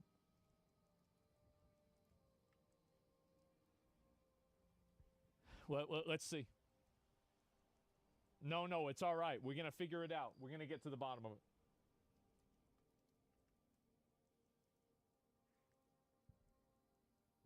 It's a WoW player? I mean, yeah. I noticed the right hates the First Amendment. I wonder why that is. Why is the right so adamantly against the constitutional right to protest? As some viewers, go over to Hassan. Do you ever get tired of having no real beliefs besides racism? I look forward to the day that we get to deport conservatives. The Holocaust probably happened. You think Jewish is a language. Anti-Semites like Asmongold. So you've been going on with this for a while. You've been upset for a bit. And now we not even type in anything at all.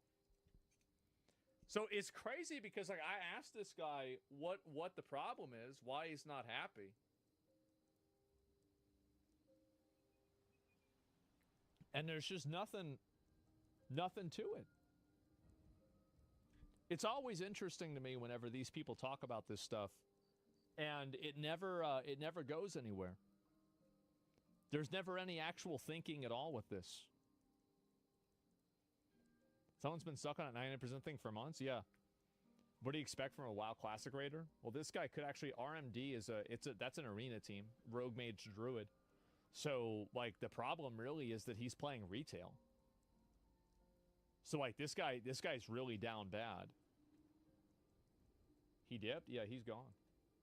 He gone. I just want you guys to see that, like, you know, usually when people come in and they argue and stuff like this, it's all hot air, bro. Like, there's never anything to it. Fort Bragg. He said, you want to burn the flag? He said, I think you should go to prison for a year if you burn the American flag. Well, look at this upside down, which shows in distress. Yeah. Mexican On the flag. highway. This is yesterday, too. So they have not wised up. You're not going to win over the American public to your cause with Mexican flags in Los Angeles. Kyle Scheidler he's with the Center for Security Policy, and he joined us early to talk about what's going into the planning behind this and where does this money go. Listen.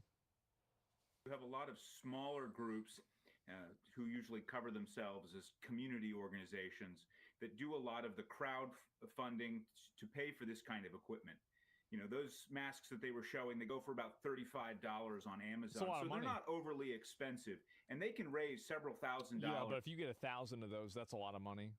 Pretty quickly. My guess is that they've been preparing to do this since before Donald Trump was president.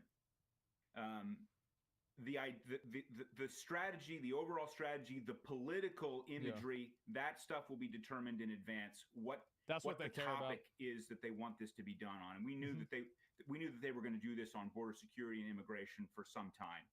This online yesterday, and this is from Barack Obama in his book, The Audacity Hope in 26. Don't tell me he's going to talk about how bad deportations are. Do not tell me Barack Obama has chimed in about deportations.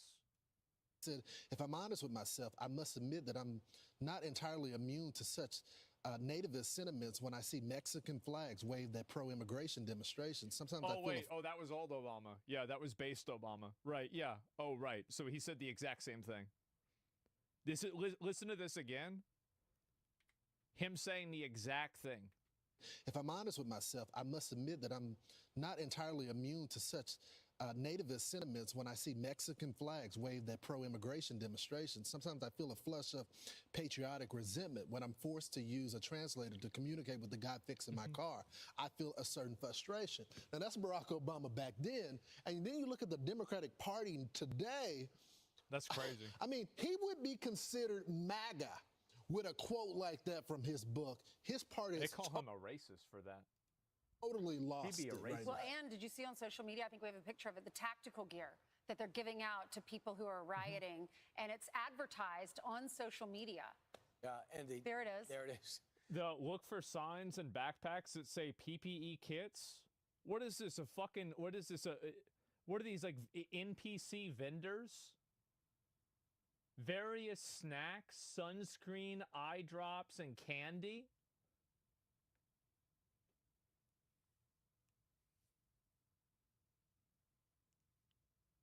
Oh my God, they actually have vendors going out there. These are all the supplies you get if you go out there, according to Operation Healthy Hearts, which was that organization you were talking about, Brian. Healthy Hearts. Legal aid, travel. Wait, what is Operation Healthy Hearts?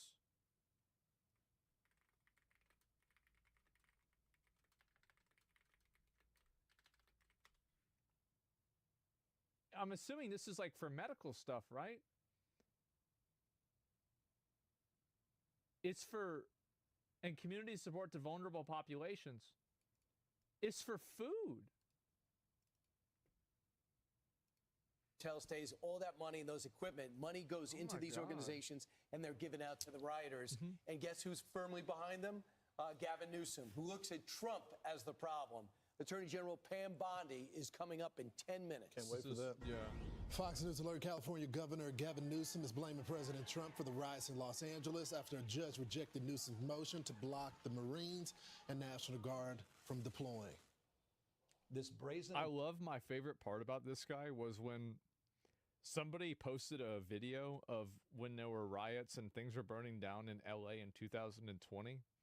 And then he corrected them. He says, guys, this isn't from 2025. This is from 2020. Which is like, basically, okay, so you let this shit happen twice? How does that happen? Abuse of power. Yeah, that wasn't this time I fucked up. That was last time I fucked up. Putting our people, our officers, and even our National Guard at risk. California may be first, but it clearly will not end here. Other states are next. That's Democracy is next. Democracy is under assault. A vote happens, you lose the vote, the person who wins the vote does the thing that they said they were going to do, you don't like it, democracy is under attack. That's crazy. Before our eyes. But the president says federal troops are helping save the city. Called him up to tell him, got to do a better job. He's doing a bad job, causing a lot of death and a lot of potential death. If we didn't send out the National Guard, and last night we gave him a little additional help, you would have Los Angeles would be burning right now. Joining us now, the United States Attorney General Pam Bondi. Madam Attorney General, thanks so much for joining the program. Thanks, Lawrence. So tell me about this lawsuit, and what do you make of the governor blaming the president for the actions of illegals in this country not abiding? Is it all just ego? No, it's the fact that like they use these illegal aliens to increase the amount of votes and the amount of influence that to increase the amount of influence that they have in politics. So like you're using these people basically as like a, like a population buff. And so you get more votes and you get more accountability, or not accountability, but you get more representation. So like that's obviously why, right? I mean, it makes sense. By the court order, the warrants to come pick them up, and the protesters that are now activists that are throwing stuff at the cops. Well, Lawrence, evidently, Gavin Newsom has not been out to the scene. He has not turned on the television set to see the incredible amount of violence that is happening in Los Angeles. President Trump is going to make America safe again. We're going to protect Americans, and that includes Californians. If Gavin Newsom isn't going to protect them, we are. He also failed to declare an economic disaster. Had he done that, Kelly Loeffler and the Small Business Administration could have come in and helped all those businesses that were being looted. We could have given them federal funding, but he's refusing to help even his own small businesses in California. And if you loot a business in California during this, we're charging you with robbery under the Hobbs Act. No longer are the days of non-prosecution for looting. It's a criminal act. You've seen on the news all these stores being burglarized, vandalized. I've been waiting on that to happen. Lawrence, all of our police officers, all of our federal, state, local law enforcement officers being abused out there, trying to keep California safe. Jointly, we've all made over 190 arrests, more coming. If you hit a police officer, you assault a police officer, state or federal, we are coming after you. Thank God. So, Molotov cocktails, no longer. So tell us, the other day, I think it was a couple days ago on Sean Hannity's show, you released the FBI warrant out for this masked guy that was throwing bricks at the cops. Yeah, they got him. What's the latest on that investigation? They got his ass. The other individuals that were throwing the bricks at the cops. Yeah. They want more illegals counted in the census? Yeah, that's the reason why. Is coming. He is now on the most wanted list. He is on the run, and that's where he better be. He should turn himself in because he is looking at federal prison time. They're going to find you. He thought he could wear a mask and get away with this, but with our technology now and incredible law enforcement work with FBI, DEA, ATF, working with ICE, working with Homeland Security, we're coming after you. We're getting these videos. We're seeing what you're doing. We're finding you. This guy's face is all over the news now, and we are going to catch him. We're seeing a connection between these individuals on the street. You got the pro-Hamas crowd. You got the Greenies. You got the... It's crazy how they support literal terrorists, man. Like, I can understand, like, the whole Free Palestine thing. I get it. But, like, you really gonna support terrorists? I mean, like, can't you, like, it doesn't have to be both, man. Occupy Wall Street people, yeah, exactly. And then you got these people that want to advocate for the illegals to stay in this country. I want to bring you to this DOJ case that you guys just opened against an Oakland coffee shop that were refusing service for Jewish customers. What's the latest on that? Lawrence. Are we really doing this again? We doing this shit again? God damn, man. We shouldn't live in the world in which we live, where you would name a coffee shop Jerusalem Coffee Shop, yet you would, when a Jewish person comes in there, They're mocked. They're told to leave. They're said horrible names to because they're wearing a Jewish hat or a Jewish star. We're not going to put up with that. Under Title II, they cannot do that in our country. Listen to what else they did. What the fuck? After the October 7th anniversary, that horrific day, the anniversary of October 7th, after that, they added new drinks to the menu. One was... Oh, God, here we go. Sweet Sinoir, in honor, a tribute to the leader of Hamas who tortured Jews, who orchestrated the October 7th attacks. That's the world in which we're living, that they do a drink honoring him and can't do that. And oh so my God. We've sued them, and we're going to stop this from happening. And anywhere in the country, if you do this, we're coming after you. Cannot do this. I mean, that's pretty egregious. I didn't know about the drink Yahya Sinwar who orchestrated the mass. That's a bit much, right? Who cares? I mean, I think it's more that, I mean, you can't deny people service because they're part of a certain religion. I mean, like, we are a part of an ethnic group. Like, we already went through this whole thing. I don't know how this is happening over again.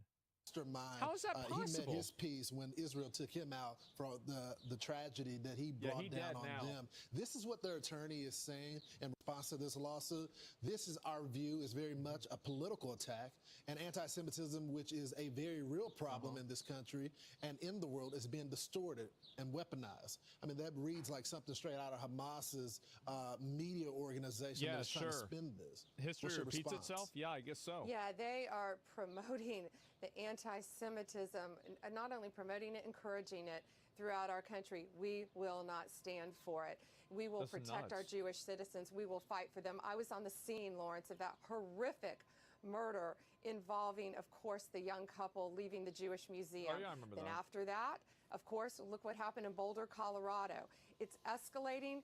These words encourage escalation. Putting things on your menu that are so horrific, anti-Semitism, our Jewish... I don't give a fuck if they want to have that drink on the menu. Like, that's not my problem. I don't care. It's just, it's in bad taste maybe, and maybe it tastes bad, but I don't really care about that. But what I do care about is, like, you can't go and deny, like, who cares? Yeah, who gives a fuck about this?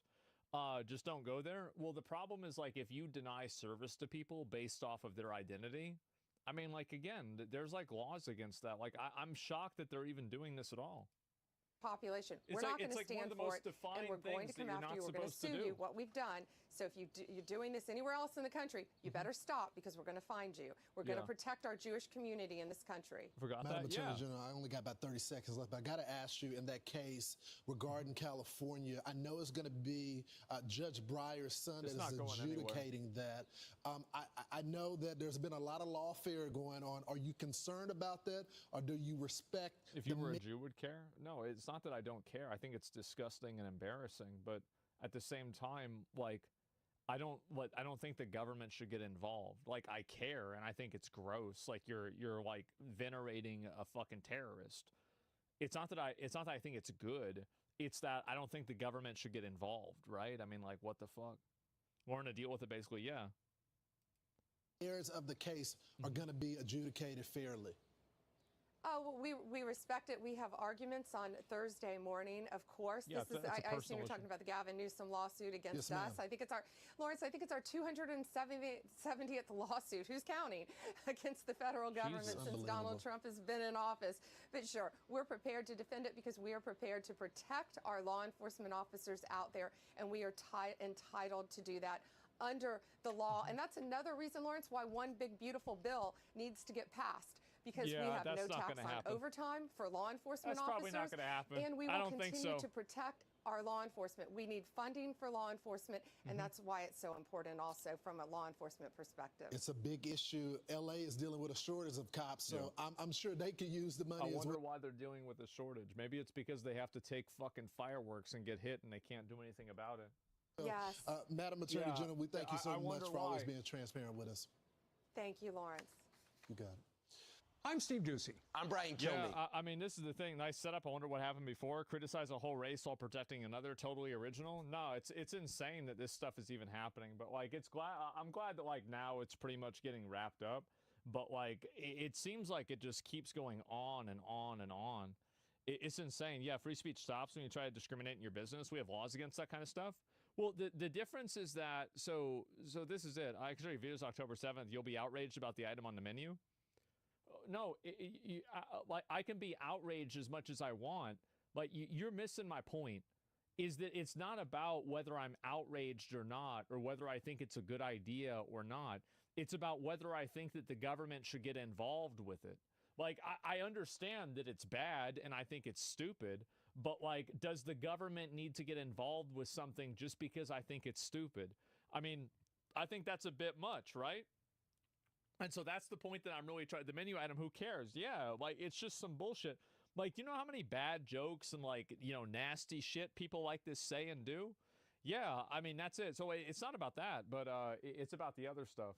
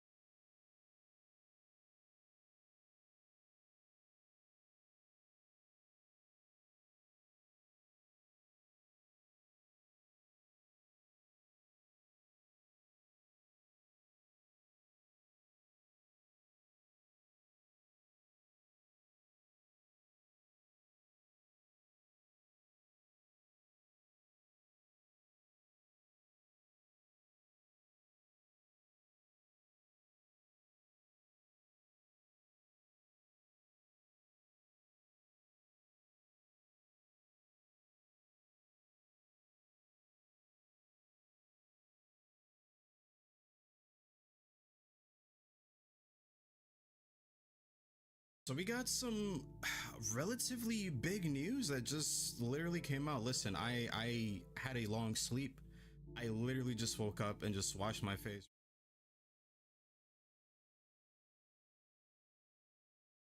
Holy crap, this is really happening. And if you guys are wondering what I'm talking about, so Blooper Team actually came out, or Konami I should say, whoever actually said this, it's still relatively new to me.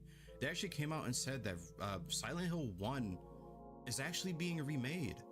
Not 3. I thought 3 was going to be the one to be remade next because of the popularity of, you know, the popularity scale that game does have in comparison to the first game. But I'm actually glad that the first game is being remade, because in order to understand the rest of Silent Hill 3, you need to play the very first game that started initially that whole plot.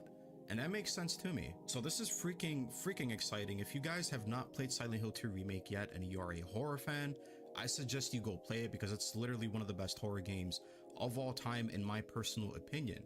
It's on par with the original version. Actually, it was Blooper and Konami that came out and actually announced it. I'll probably put it in the screen somewhere here. But this is insane. Silent Hill 1 is actually the beginning of Silent Hill 3, so it only makes sense that they're actually doing the first game before the third. But I'm thinking in my head, before all this, I'm like, wait a minute, the third is actually more popular than the first game. Initially it is. A lot of people do prefer Heather as a main character, and a lot of people don't really know who Harry Mason is, so I'm just like, wait a minute, what game can they actually remake next if they are planning on remaking the next game? And we all knew this, that they were making a next Silent Hill game, because initially they did say they're gonna partner up with Konami again. This was a few months ago that they actually announced this. So I'm thinking like, damn, this is gonna be another Silent Hill game.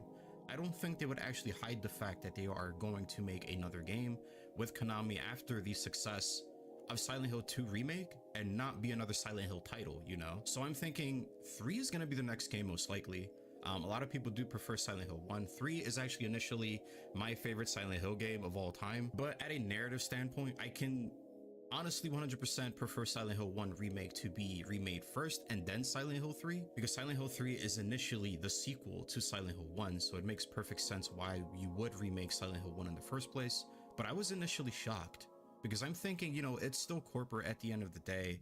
They would want to make the game that would profit them the most. And I was thinking, yeah, Silent Hill 3 is going to be the next game, most likely, because, you know, they remade Silent Hill 2 Remake first before even doing Silent Hill 1. So my initial thought was going to be like, oh my God, it's going to be the next game in the series, and that's 3. But nope, I was completely wrong. And it's actually going to be Silent Hill 1, which actually you play as Harry Mason, and you're basically going through the game finding your missing daughter, and a few things happen, a lot of major things happen in the plot, which is the reason why we get the third game. I don't want to spoil it. If you guys do want to play the original game, go play it for yourselves. It's an actual really good game. It's a condensed, really dark game with a really good story. I highly recommend it. And then to play Silent Hill 3 right afterwards. That's if you didn't play Silent Hill 2.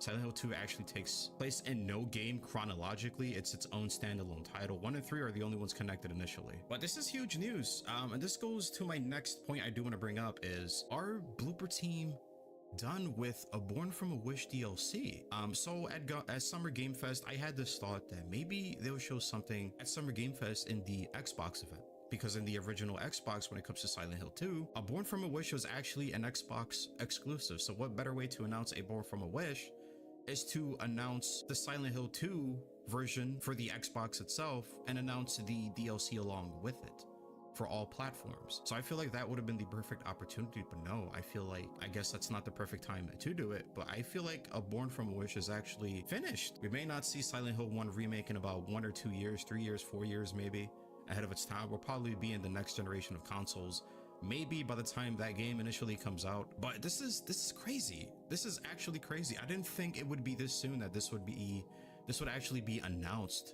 so early. And I'm excited. I'm excited for the very first Silent Hill game to be remade, and I cannot wait to see Lisa Garland back, Sybil. I can't wait to see Harry. I can't wait to see everyone again.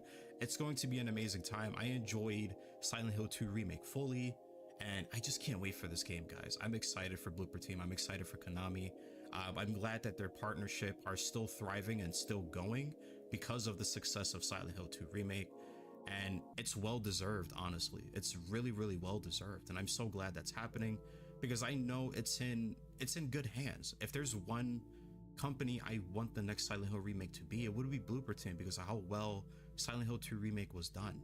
But yeah, this is pretty much all I have to say about the Silent Hill 1 announcement. It's actually coming. It's actually being in development. I'm excited to actually share this news with you guys, because it's crazy. I didn't expect this to be so soon.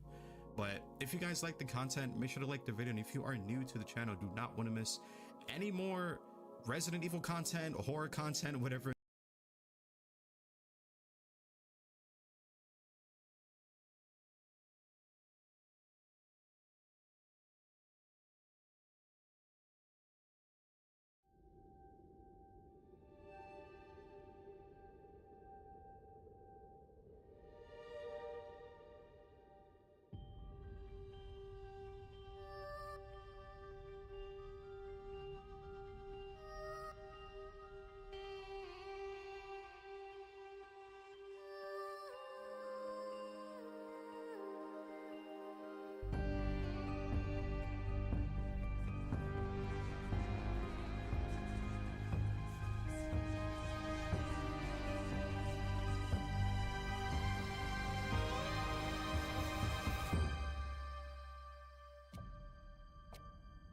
The Holocene has ended. What we do now, and in the next few years, will profoundly affect the next few thousand years. The only conditions modern humans have ever known so far are changing, and changing fast. Nothing stays the same on this planet. Everything changes. The Earth is going into one of these jumps, and you don't know what is going to be on the other side of those jumps. The Earth is always jumping.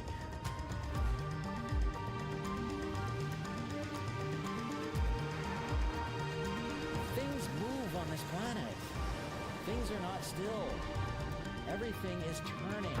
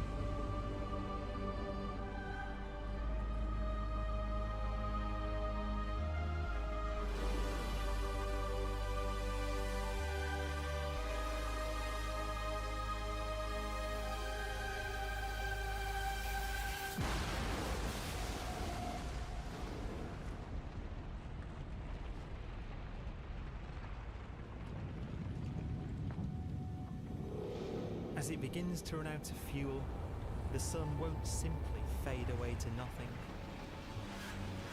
Its core will collapse, and the extra heat this generates will cause its outer layers to expand.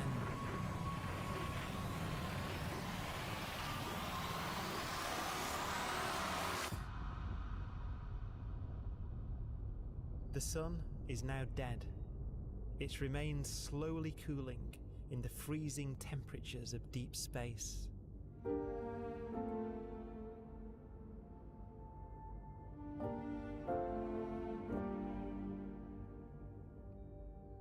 The fate of the sun is the same as for all stars. One day, they must all eventually die, and the cosmos will be plunged into eternal night. All stars eventually will run out of fuel. The temperature of the universe drops. The stars, one by one, in the night sky, will turn off. And there'll be no more new stars created. And so that the universe will end not with a bang, but with a whimper. And not in fire, but in ice.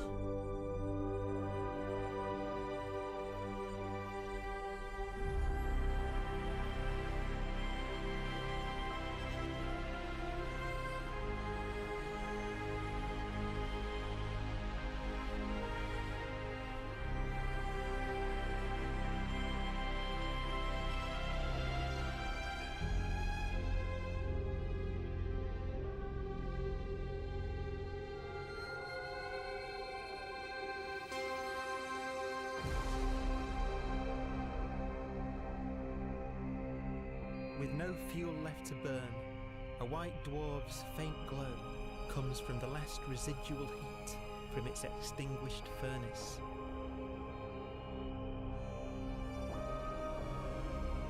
Looking at it from where the Earth is now, it would only generate the same amount of light as the full moon on a clear night.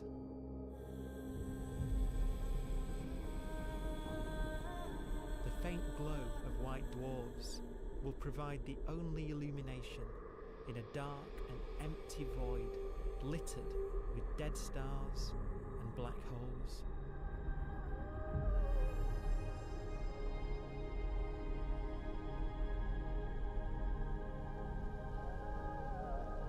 In some ways, it's kind of a ghost universe. It's the corpses, the zombie stars, that will take us into the future.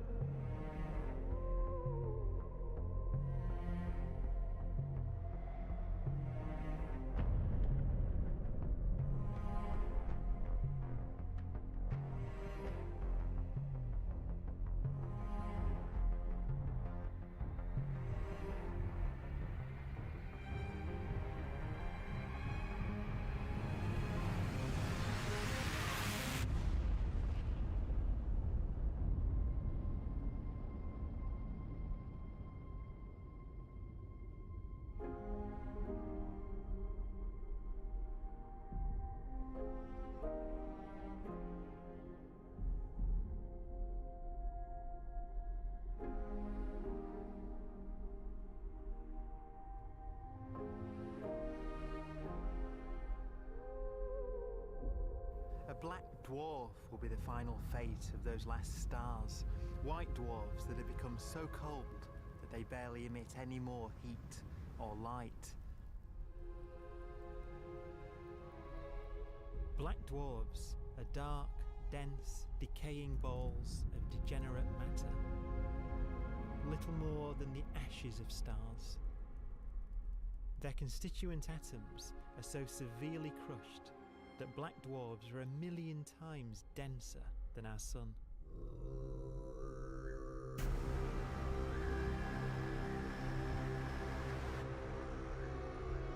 Stars take so long to reach this point.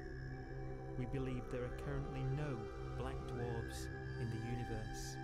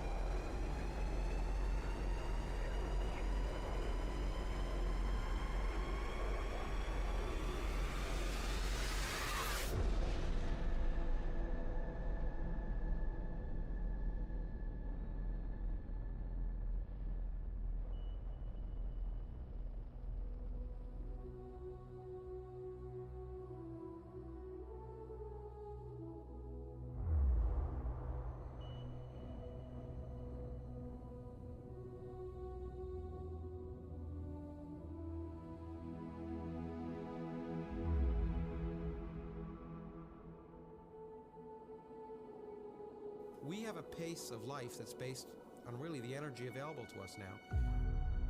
You could imagine living conscious systems which have a very different pace and therefore can extend out at least a lot farther than you'd imagine otherwise. You could have a living system where if it had a thought every 10 trillion years, that would seem normal.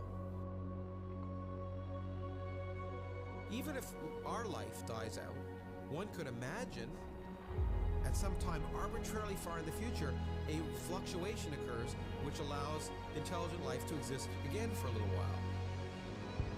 So you might have islands in time of intelligence.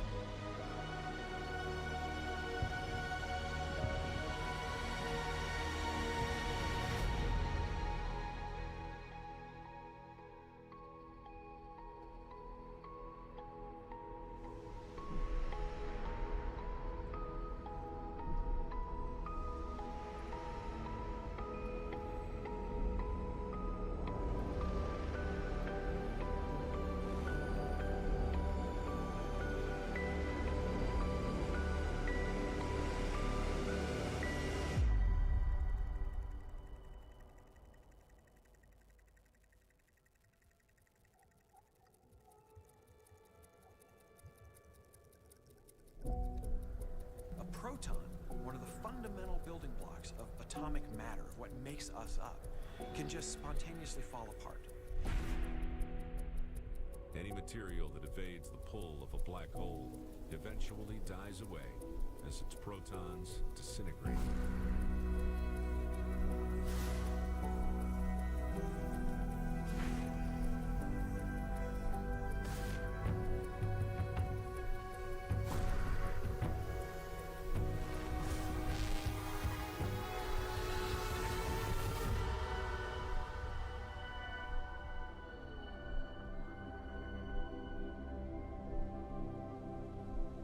The matter inside black dwarfs, the last matter in the universe, will eventually evaporate away and be carried off into the void as radiation, leaving absolutely nothing behind.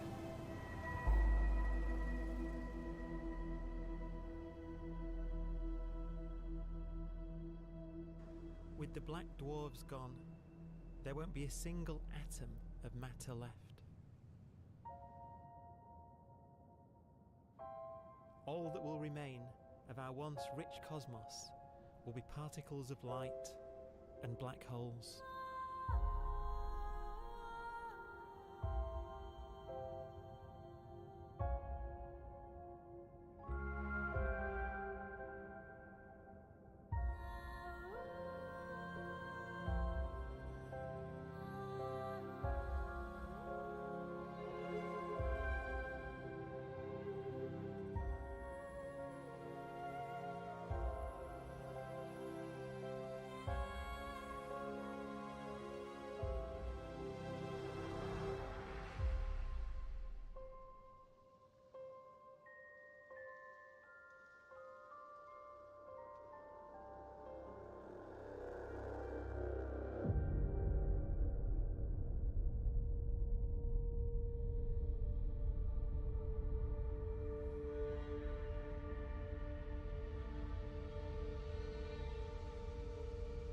time creates a bright window in the universe's adolescence, during which life is possible.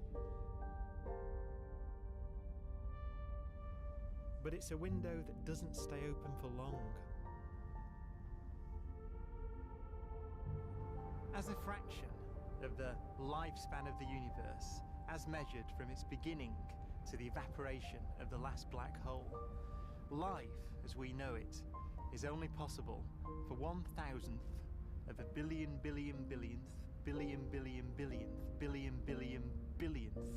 of a percent.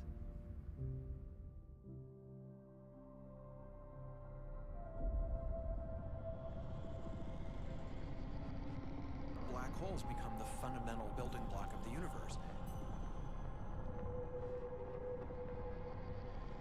A galaxy will basically be a supermassive black hole in a center with smaller black holes orbiting it. Zombie galaxies filled with black holes continue to evolve. They'll eat each other and they'll get bigger, and maybe they'll fall into the supermassive black hole and it'll get bigger. The universe will still be an exciting, dynamic place. It's just that the timescales you're talking about are now trillions of years instead of thousands or millions of years.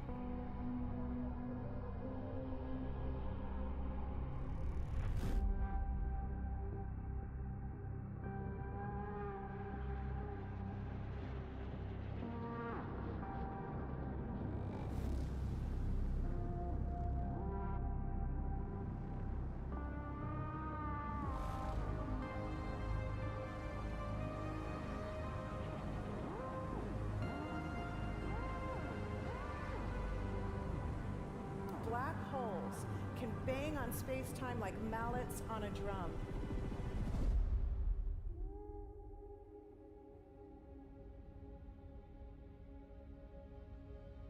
And they have a very characteristic song.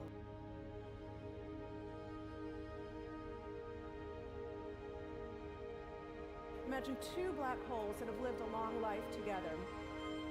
At the end of their lives, they're going around each other, crossing thousands of kilometers in a fraction of a second. As they do so, they leave behind in their wake a ringing of space, an actual wave on space-time.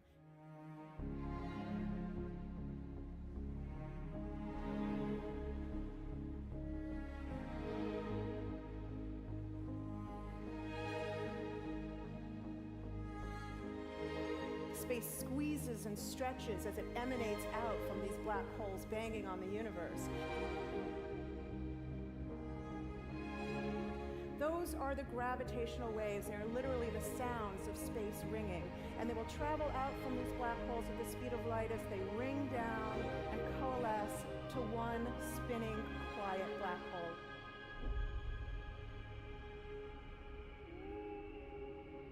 If you were standing near enough, your ear would resonate with the squeezing and stretching of space. You would literally hear the sound.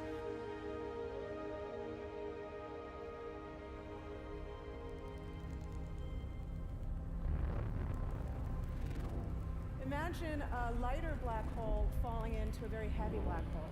The sound you're hearing is a light black hole banging on space each time it gets close.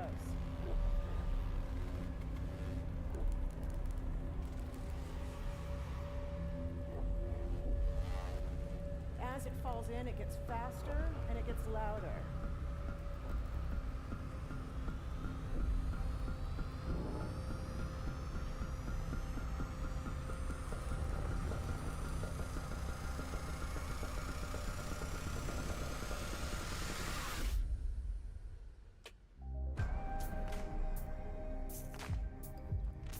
Scientists used to think black holes were immortal, but even these will one day die. Now we're talking about timescales of unimaginable length, quadrillions of years into the future. On that timescale, even the black holes begin to evaporate.